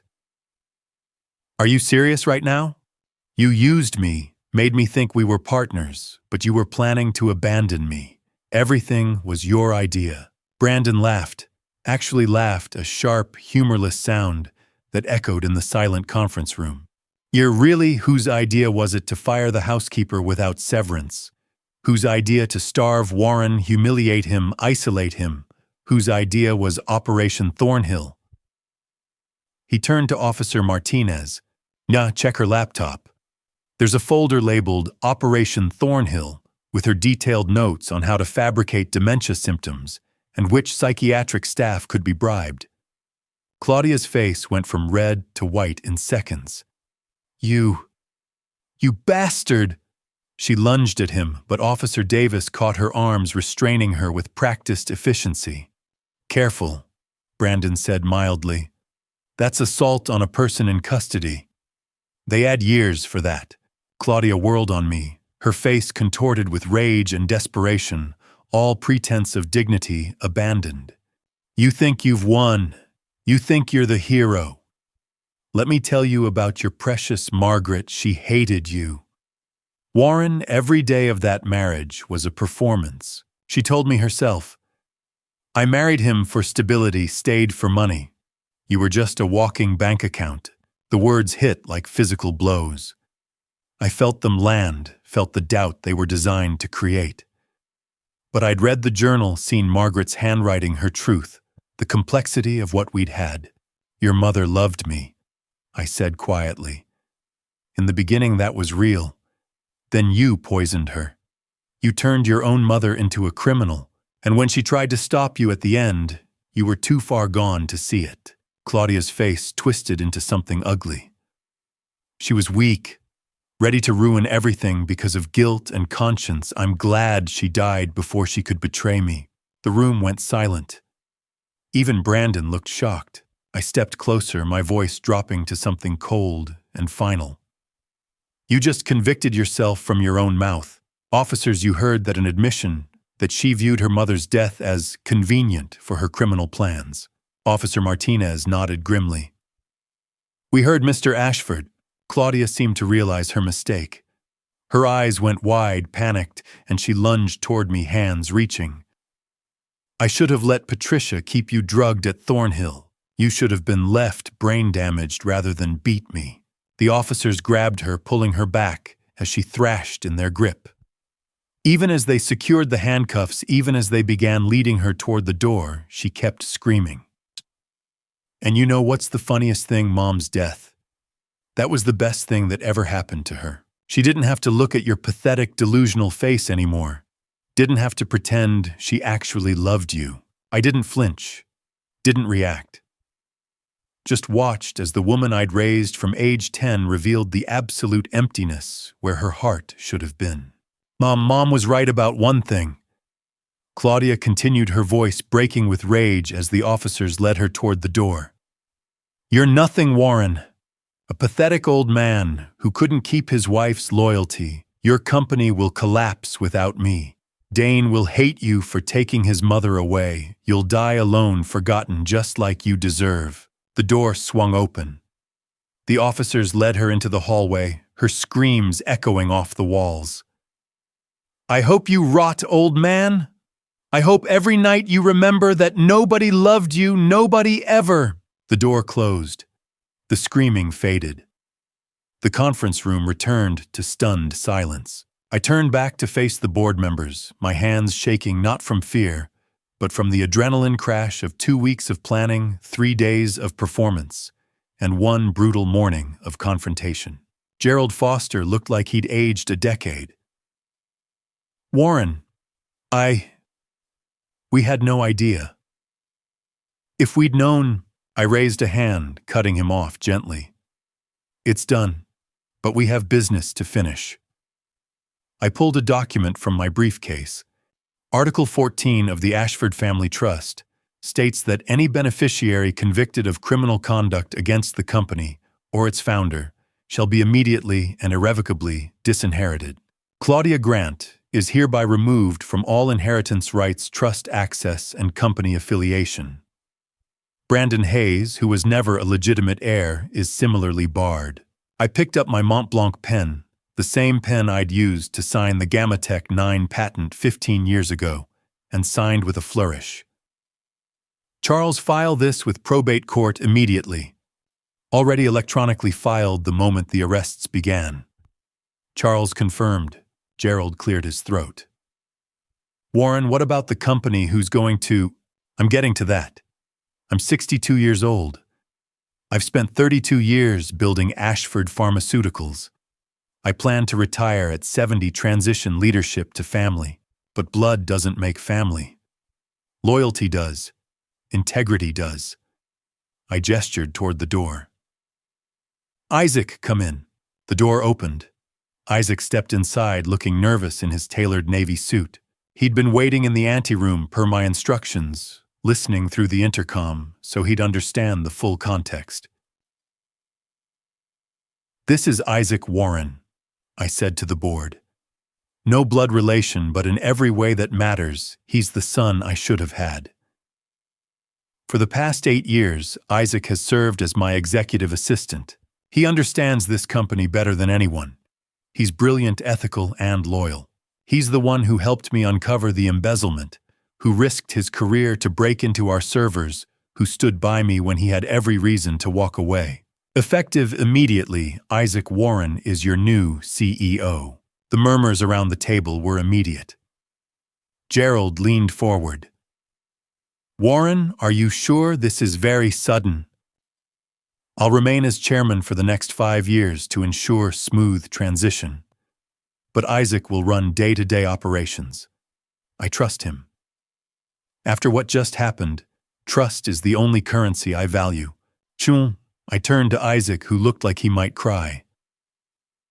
Isaac, I'm offering you the position of Chief Executive Officer of Ashford Pharmaceuticals. Will you accept? Isaac's voice was thick with emotion. Sir, I don't know what to say. I smiled, the first genuine smile I'd managed in 2 weeks. Say yes, son. Isaac straightened his shoulders. Yes. Absolutely yes. The board applauded, hesitant at first, then with growing enthusiasm. When I returned to the manor that afternoon, Dane was sitting on the front steps with a small suitcase, and my heart shattered into 1,000 pieces. The house felt different, emptier, colder. Kurt was gone, arrested as an accessory for accepting bribes. The other security personnel Claudia had hired were being investigated. The staff I'd trusted for years were being called back, but they hadn't arrived yet. So Ashford Manor stood silent except for the sound of my footsteps echoing on the marble floors. And there on the front steps in the afternoon sunlight sat Dane. He'd packed himself. His little Paw Patrol suitcase sat closed beside him. In his arms, he clutched his stuffed elephant, the gray one with floppy ears that Margaret had given him when he was 3. His eyes were red and swollen from crying. When he saw me, he stood up small and uncertain, and my chest constricted so tightly I could barely breathe. Grandpa Warren. His voice was tiny, scared. Are you going to send me away too? I dropped my briefcase, not caring that it fell on its side, papers sliding out. I knelt down on the steps until I was eye level with him. Why would I send you away? My voice came out hoarse. Because Mom and Brandon left. The lady with the badge said they won't be back for a long time. She said I have to live with someone else now. He looked down at his light-up sneakers, now scuffed and dirty. Is it you or someone I don't know? His voice broke on those last words, and something in me broke with it. You're staying with me, Dane, for as long as you want, maybe forever if you'll have me. He buried his face against my shoulder and sobbed, not the quiet tears of a child trying to be brave, the raw, ugly crying of someone who'd been holding it together all day and finally felt safe enough to fall apart. I held him right there on the front steps and let him cry. Let him soak my shirt with tears and grief. Let him squeeze my neck so tight it hurt, and I whispered the promises I should have made years ago. I've got you. You're safe. You're loved. I'm not going anywhere. Inside, Charles was waiting in my study, along with Rebecca Torres from Child Protective Services. She was in her early 40s, wearing practical slacks and a blazer with a manila folder under her arm. Mr. Ashford, I've reviewed the circumstances. Everything checks out. Emergency custody has been granted given that you're the closest stable relative and both parents are facing felony charges. She sat down, pulling out papers. I need to ask, are you prepared to care for a 6-year-old child full-time? You're 62, recently widowed, and you've just been through significant trauma. This isn't a small commitment. Ms. Torres, I've been caring for Dane since the day he was born. I taught him to ride a bike, read him bedtime stories, took him to his first day of kindergarten because Claudia was too busy shopping. The only difference now is that it's official. Rebecca's expression softened. I can see the attachment. But understand, this is raising a child who's just experienced trauma. His mother is facing 10 to 15 years in prison. He'll need therapy, stability, patience. So I understand. Dane isn't a burden. He's a blessing. The only light left in this dark house. Rebecca studied me for a long moment, then nodded. Then I'm approving temporary custody. We'll review in 6 months for permanent guardianship. My throat tightened. How quickly can we make it permanent? Charles answered. If Claudia signs away her parental rights, and she will for a plea deal, adoption can be finalized in 60 to 90 days. Then do it. Start the process immediately. After Rebecca left, I took Dane up to his bedroom, the one with the race car bed and glow-in-the-dark stars on the ceiling that we'd stuck up together one summer evening. We sat on the edge of the bed. Grandpa, why did the police take Mom? How do you explain embezzlement to a 6-year-old? How do you tell a child that his mother chose greed over him? Your mom and Brandon made some very bad choices, buddy. They took things that didn't belong to them, hurt people. When grown-ups hurt people, they have to go to a place called prison to think about what they did. Did they hurt you? His eyes were too knowing for someone so young. I hesitated, then decided on honesty. Yes, they did. I'm sorry, Grandpa. It's not your fault, buddy. None of this is your fault. You're a good kid. The best kid. He was quiet for a moment, processing. Then, are you going to be my dad now?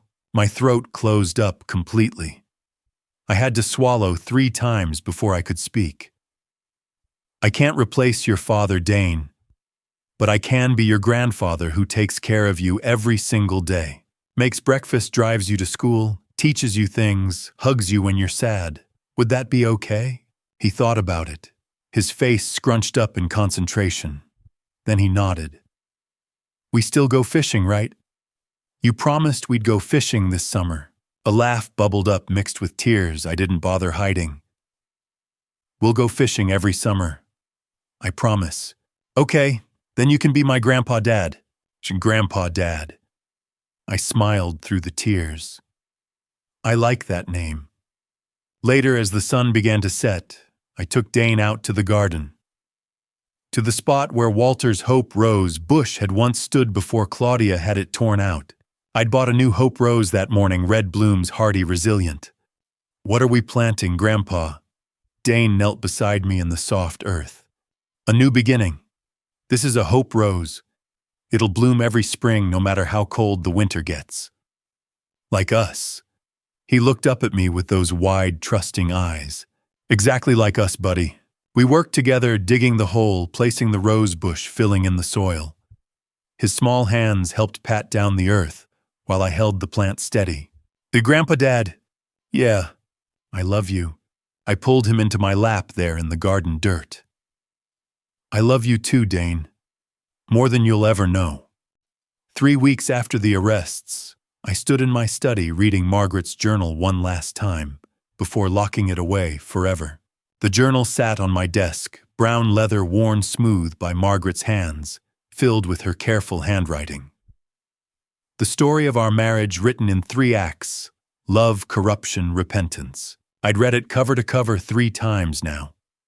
Each reading revealed something new, a detail I'd missed, a nuance I hadn't understood. But this would be the last time. My phone rang. Charles. Warren, the sentencing came through this morning. Claudia pleaded guilty to embezzlement and fraud. 12 years eligible for parole after 8. She signed away her parental rights as part of the plea deal. I felt nothing. Not satisfaction, not anger, just an empty kind of finality. And Brandon, 15 years. He refused the plea deal, went to trial, and lost spectacularly. Jury took 40 minutes to convict. His lawyer tried the tragic childhood defense. But when the prosecution presented his 15-year revenge journal with detailed plans to bring down Warren Ashford, the sympathy evaporated completely. 15 years. Brandon would be 53 when he got out. A lifetime wasted on hatred. What about Thornhill? Federal investigation launched. Turns out nurse Patricia Hale was running a scheme accepting bribes from families to keep patients drugged and compliant indefinitely. She's facing 20 years. The hospital's being shut down. I closed my eyes. I'd been so close to ending up there. Drugged, silenced, erased. Isaac's first month as CEO had been rough, board members skeptical about his age, competitors circling like sharks. But when he presented the Q3 forecast, showing 12% growth despite the scandal, the doubters went quiet. I visited the office twice a week now, mostly to advise. One afternoon, I found him buried under reports, looking overwhelmed. Having regrets? I asked from the doorway. He looked up, dark circles under his eyes. Every day. But then I remember you trusted me when nobody else did, including myself. So I can't give up. I smiled. You're doing great, Isaac. Better than I did at your age. I built this company with ambition and ruthlessness, but I forgot to build it with heart. You have both. That's why it'll thrive under you. Helen Crawford returned that Monday. I met her at the door personally. Mr. Ashford, I heard what happened. I'm so sorry they treated you that way. I shook my head. Helen, I owe you an apology. You worked 18 years loyally. When they fired you, I didn't stop them. I was playing a role, but that doesn't excuse it. I'm giving you your job back, with back pay for the 3 weeks, plus a $25,000 bonus for the trouble. Her eyes filled with tears. This house always felt like home because of you, Mr. Ashford. Not because of her. Walter Thompson returned the next day. I found him in the garden already trimming the hedges. Walter, you don't start until tomorrow. He waved me off. These hedges look terrible. Someone's got to fix them. He nodded toward the new Hope Rose. That rose we planted is taking root nicely. Should bloom by next spring. Good, I said. We could use some hope around here. Dr. Sarah Campbell's office wasn't what I expected. No couch, no notepad, just two comfortable armchairs and tissues. "Warren, you've experienced significant trauma," she said in our third session. "Betrayal by people you trusted, grief over your wife discovering your marriage was built on unstable foundations. How are you processing it?" I stared at my hands. "I don't know if I can trust anyone anymore. Margaret loved me in the first 3 years, it was real. Then everything changed. Or maybe she just revealed who she'd always been. I'll never know which is true. Does it matter? Yes. No, I don't know." "Warren, you're trying to solve a puzzle that has no answer. Margaret was a human being. Human beings are contradictions. She loved you and betrayed you, was kind and selfish, tried to save you and almost destroyed you. All of it can be true at once. How do I move forward with that? By accepting that endings don't always come in neat packages. Focus on what you can control, becoming the father Dane needs, the leader your company needs, and the person you need to be." It wasn't the answer I wanted, but it was the answer I needed. Dane had nightmares the first 2 weeks, waking up screaming for his mother. But gradually, things improved. Week 3, he laughed at breakfast when I accidentally flipped a pancake onto my head. Week 4, he asked if a school friend could come over. Week 5, he drew a new family picture, just him and me, standing in front of the manor, holding fishing rods. The sun was shining. "Do you like it, Grandpa Dad?" I hung it on the refrigerator. "It's perfect, buddy." Late one evening, I stood in my study with Margaret's journal in my hands. Inside it, confessions, lies, regrets. A map of how love could turn to greed and then back to love. I could keep it, read it, when I felt doubtful, use it to justify my anger. Or I could let go. I opened the journal one last time to the final page where Margaret's shakiest handwriting read, "Forgive me if you can." "Wonto," I whispered to the empty room. "I'm trying, Margaret. I'm trying." I walked to the fireplace and held the journal over the flames. "You loved me. You betrayed me. You tried to save me at the end. I choose to remember all of it, the good, the bad, and the broken, but I won't let it define the rest of my life." I dropped the journal into the fire. The flames caught immediately, pages curling, ink running, leather crackling. I watched it burn until there was nothing left but ash. The past couldn't be rewritten, but the future was still blank pages. And for the first time in 3 months, I felt that was a gift. The next morning, Dane and I drove to the lake with fishing rods, sandwiches, and hot chocolate. As we sat on the dock lines in the water, Dane leaned against me with a contented sigh. "This is nice, Grandpa Dad." "Yeah, it really is." A fish tugged on his line. His eyes went wide. "I got one." He reeled it in small arms, straining face scrunched in concentration. The fish broke the surface, a decent-sized base silver in the morning sun. "I did it, I caught a fish." I helped him land it, showed him how to hold it for a photo, then released it back into the water. "Why'd we let it go?" Dane asked. "Because we catch them, appreciate them, let them go home to their families." He thought about that, like how you let me stay, even though I'm not really your grandson. My throat tightened. "Dane, you are my grandson. DNA doesn't make family. Love does. And I love you more than anything in this world." He hugged me tight. "I love you too." As we packed up, I realized I'd spent 32 years building an empire, proving my worth, chasing success. But this moment with a 6-year-old who'd chosen to love me, this was the legacy that actually mattered. Not the patents or profits. This. Family. Chosen, fought for, built one moment at a time. The morning Warren woke to finalize Dane's adoption. He stood in front of his bedroom mirror for 10 full minutes, debating whether to wear a tie. "It's a courtroom," he muttered to his reflection. "You should wear a tie." But then he remembered the way Dane had looked at him 3 nights earlier, curled up on the sofa, asking in that small, careful voice children use when they're afraid of the answer, "Grandpa, what if the judge says no?" Warren had knelt beside him, then brushing a hand through the boy's dark hair. "Then we'll try again, and again, and again, until they understand that you and I are a team now. Forever." Dane had smiled in the real way that reached his eyes and whispered, "Forever sounds good." So Warren left the tie off. This wasn't a board meeting. This wasn't a negotiation. This was about a 6.5-year-old boy who'd already lost too much, and an old man who'd been given one last chance to build something that mattered.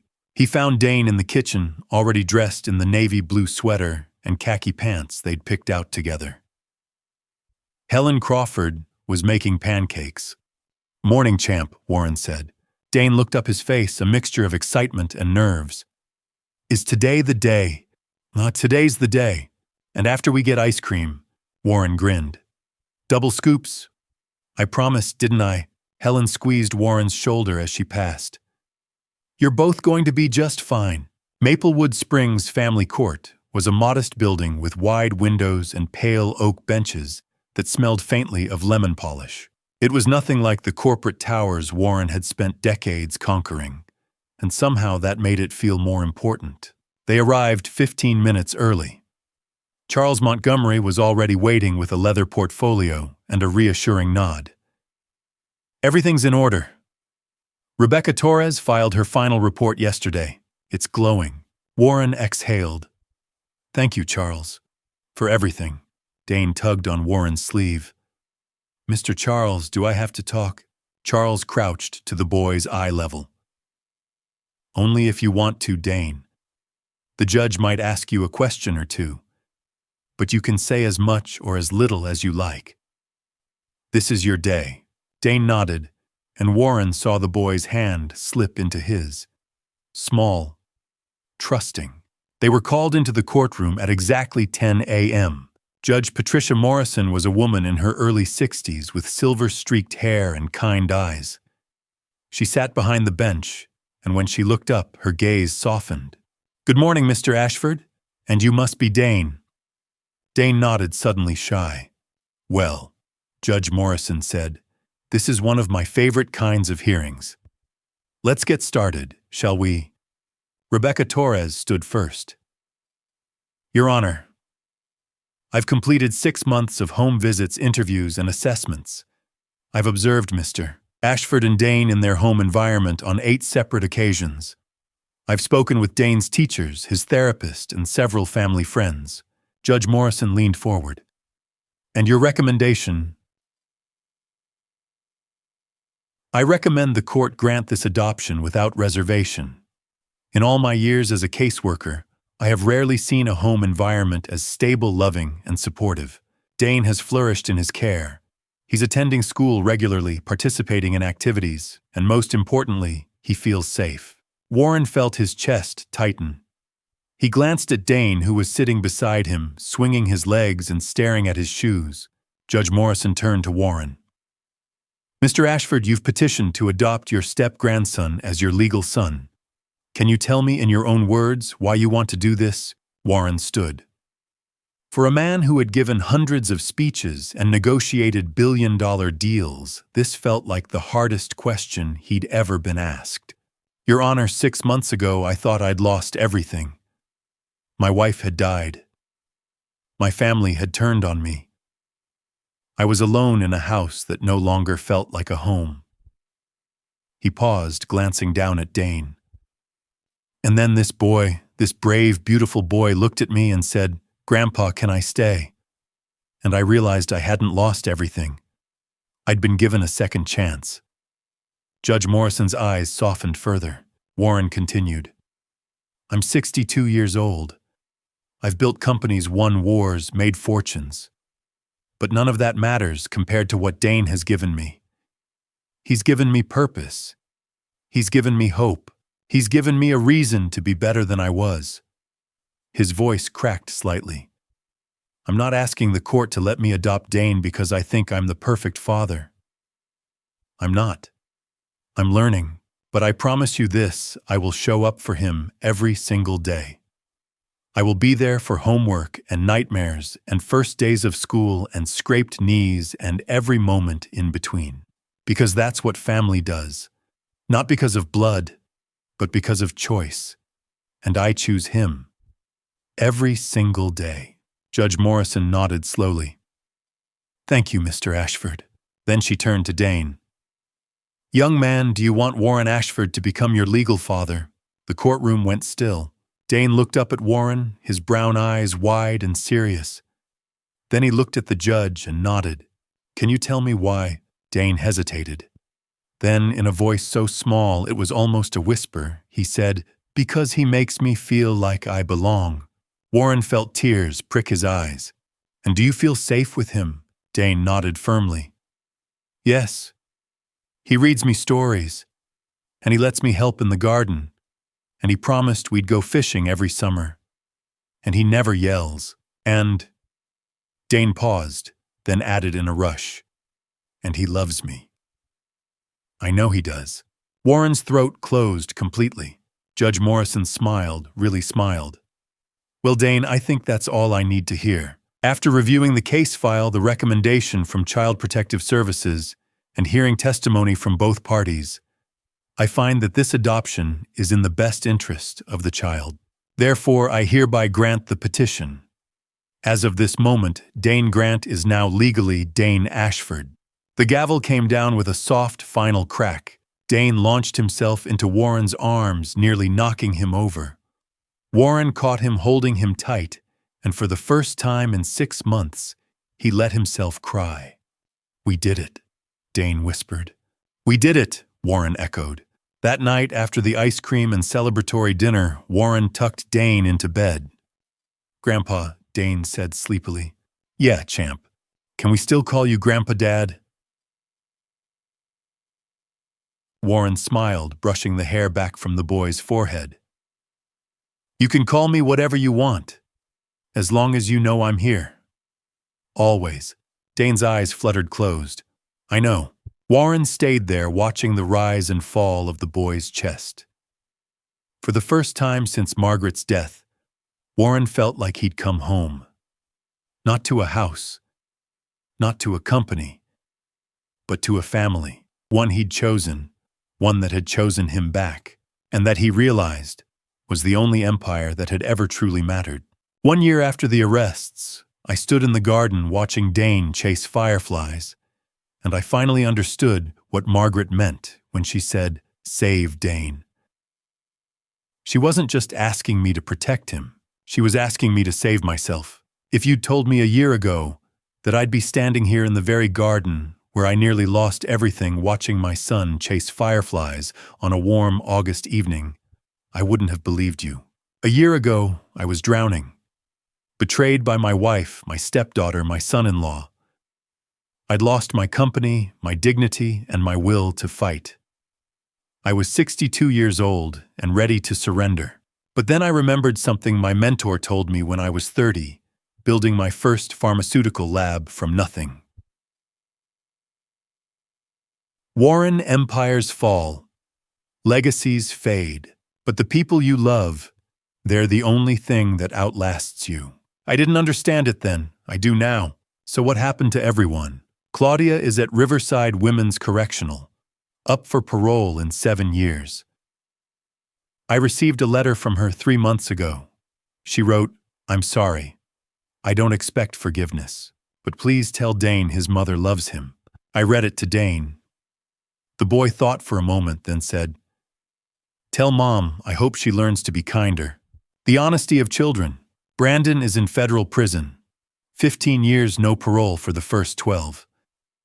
I heard through Charles that he's teaching other inmates pharmaceutical chemistry. Maybe he'll find redemption. Maybe not. That's not my burden to carry anymore. Ashford Pharmaceuticals thriving. Isaac Warren, my CEO, my son in every way except blood, just signed a partnership with Mayo Clinic for cancer research. The same research that began with Gammatech 9, the drug that ended Leonard Hayes' life. Ironic, isn't it? But this time profits go to a charitable foundation. We named it The Leonard Hayes Memorial Fund for Pharmaceutical Ethics. Brandon will never know, but maybe his father's soul can finally rest. And me, I'm stepping down as chairman next month. I'll stay on as an advisor, but my main job now is being dad. Turns out I'm pretty good at it. Last week, Dane and I visited Margaret's grave. It was his idea. "Why do you want to go?" I asked. "Because she was my grandmother, and you said she tried to save you at the end. I want to say thank you." So we went. Dane placed flowers on the headstone roses from the garden Walter Thompson replanted. I stood there looking at the name carved in marble. Margaret Elizabeth Grant Ashford, 1967 to 2024. Finally, I spoke the words I'd been holding for a year. "I forgive you, Margaret. Not because you deserve it, but because holding on to anger was killing me. You loved me. You betrayed me. You tried to save me. All of it was real. I accept that I'll never know which part weighed more. But thank you for your final gift, Dane. You asked me to save him. Turns out he saved me." Dane slipped his hand into mine. "Do you think she heard you?" "I don't know, champ, but I hope so." When we walked away, I felt lighter. Not healed, I don't know if you ever fully heal from betrayal that deep. But lighter. And that's enough. Tonight after dinner, I'm getting better at cooking, only ordered takeout 3 times this week. Dane and I sat on the porch, watching fireflies. Dad, he calls me Dad now, not Grandpa. Still makes my heart skip. "Yeah, buddy. At school, Tommy said you're not my real dad because you didn't make me." Is that true? I set down my lemonade. Here it was, the conversation I'd been dreading and preparing for. "Well, Tommy's half right. I didn't make you biologically. Your mother and birth father did. But you know what makes a real father." "What?" Being there. Being there when you're scared, teaching you things, loving you even on days when you're cranky and don't want to do homework. That's what makes a father real. And I'm here every single day."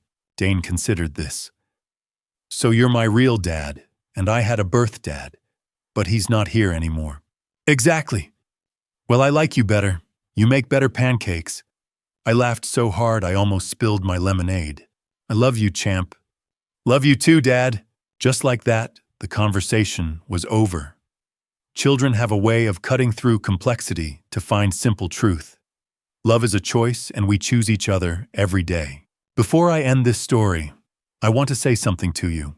If you're watching this, wherever you are, you might be facing your own betrayals, your own Claudias and Brandons. Maybe your family isn't what you thought. Maybe the people you trusted most let you down. I won't lie and say it doesn't hurt. It does. It hurts like hell. But here's what I learned. You get to choose your family. Blood doesn't require love, and love doesn't require blood. The people who show up, who stay when things get hard, who fight for you, who see your worth when you can't, those are your family. I lost a wife, a stepdaughter, and a son-in-law. But I gained a son, a CEO, who's like a son, a lawyer, who's like a brother, and household staff, who feel like extended family. I built a billion-dollar pharmaceutical empire. But the thing I'm most proud of, a 7-year-old boy who knows he's loved unconditionally, that's legacy. Not the buildings with your name on them, not the patents or stock prices, but the people whose lives changed because you refused to give up on them. So here's my question for you. Would you give Claudia a second chance? Would you forgive Margaret? Would you adopt a child not related by blood when you could easily walk away? I don't know if I made the right choices, but they were my choices, and I can live with them. Actually, no, I can thrive with them. Dad, loom catch fireflies with me, I got the jar. Dane's voice rang out from the yard, bright and full of joy. I stood, my knees creaking but my heart full. Coming, son. As I walked toward him, I thought, you know what's amazing about being 63? I finally stopped caring about building empires and started caring about building moments. This moment right now, chasing fireflies with my son on a warm August night, is worth more than every patent, every merger, every dollar I ever made. Margaret asked me to save Dane, but the truth, the boy saved me. Got one. Dane held up the jar, the firefly glowing inside. Make a wish, I told him. Then let it go. The boy closed his eyes, whispered something, then opened the jar. The firefly circled once, then shot upward into the darkening sky, joining a constellation of living lights. What did you wish for? That we'll be together forever, like a real family. I pulled him close. Champ, we are a real family, and that's not a wish. That's a promise. As we walked inside, my son's hand gripping mine, fireflies dancing around us. I looked up at the stars and whispered one last thing to Margaret. We're okay, both of us, finally okay. And we were. If I could speak to my younger self, the man who built empires but forgot to build a home, I'd say this: don't be like me. Don't wait until you've lost everything to realize what truly matters. I spent 32 years chasing power, believing success was measured in patents and profit margins. But God had other plans. He allowed me to be stripped bare so I could finally see the truth. Family drama isn't just about who betrays you. It's about who you become in the aftermath. When Margaret whispered those final words, when Claudia's husband's revenge plot unraveled, when Brandon's 15-year scheme came to light, I learned that God doesn't give us the families we want. He gives us the ones we need to grow. The husband revenge that Brandon orchestrated wasn't just about destroying me. It was about avenging his father, and that hatred consumed him while I found redemption through choosing love. Here's my lesson.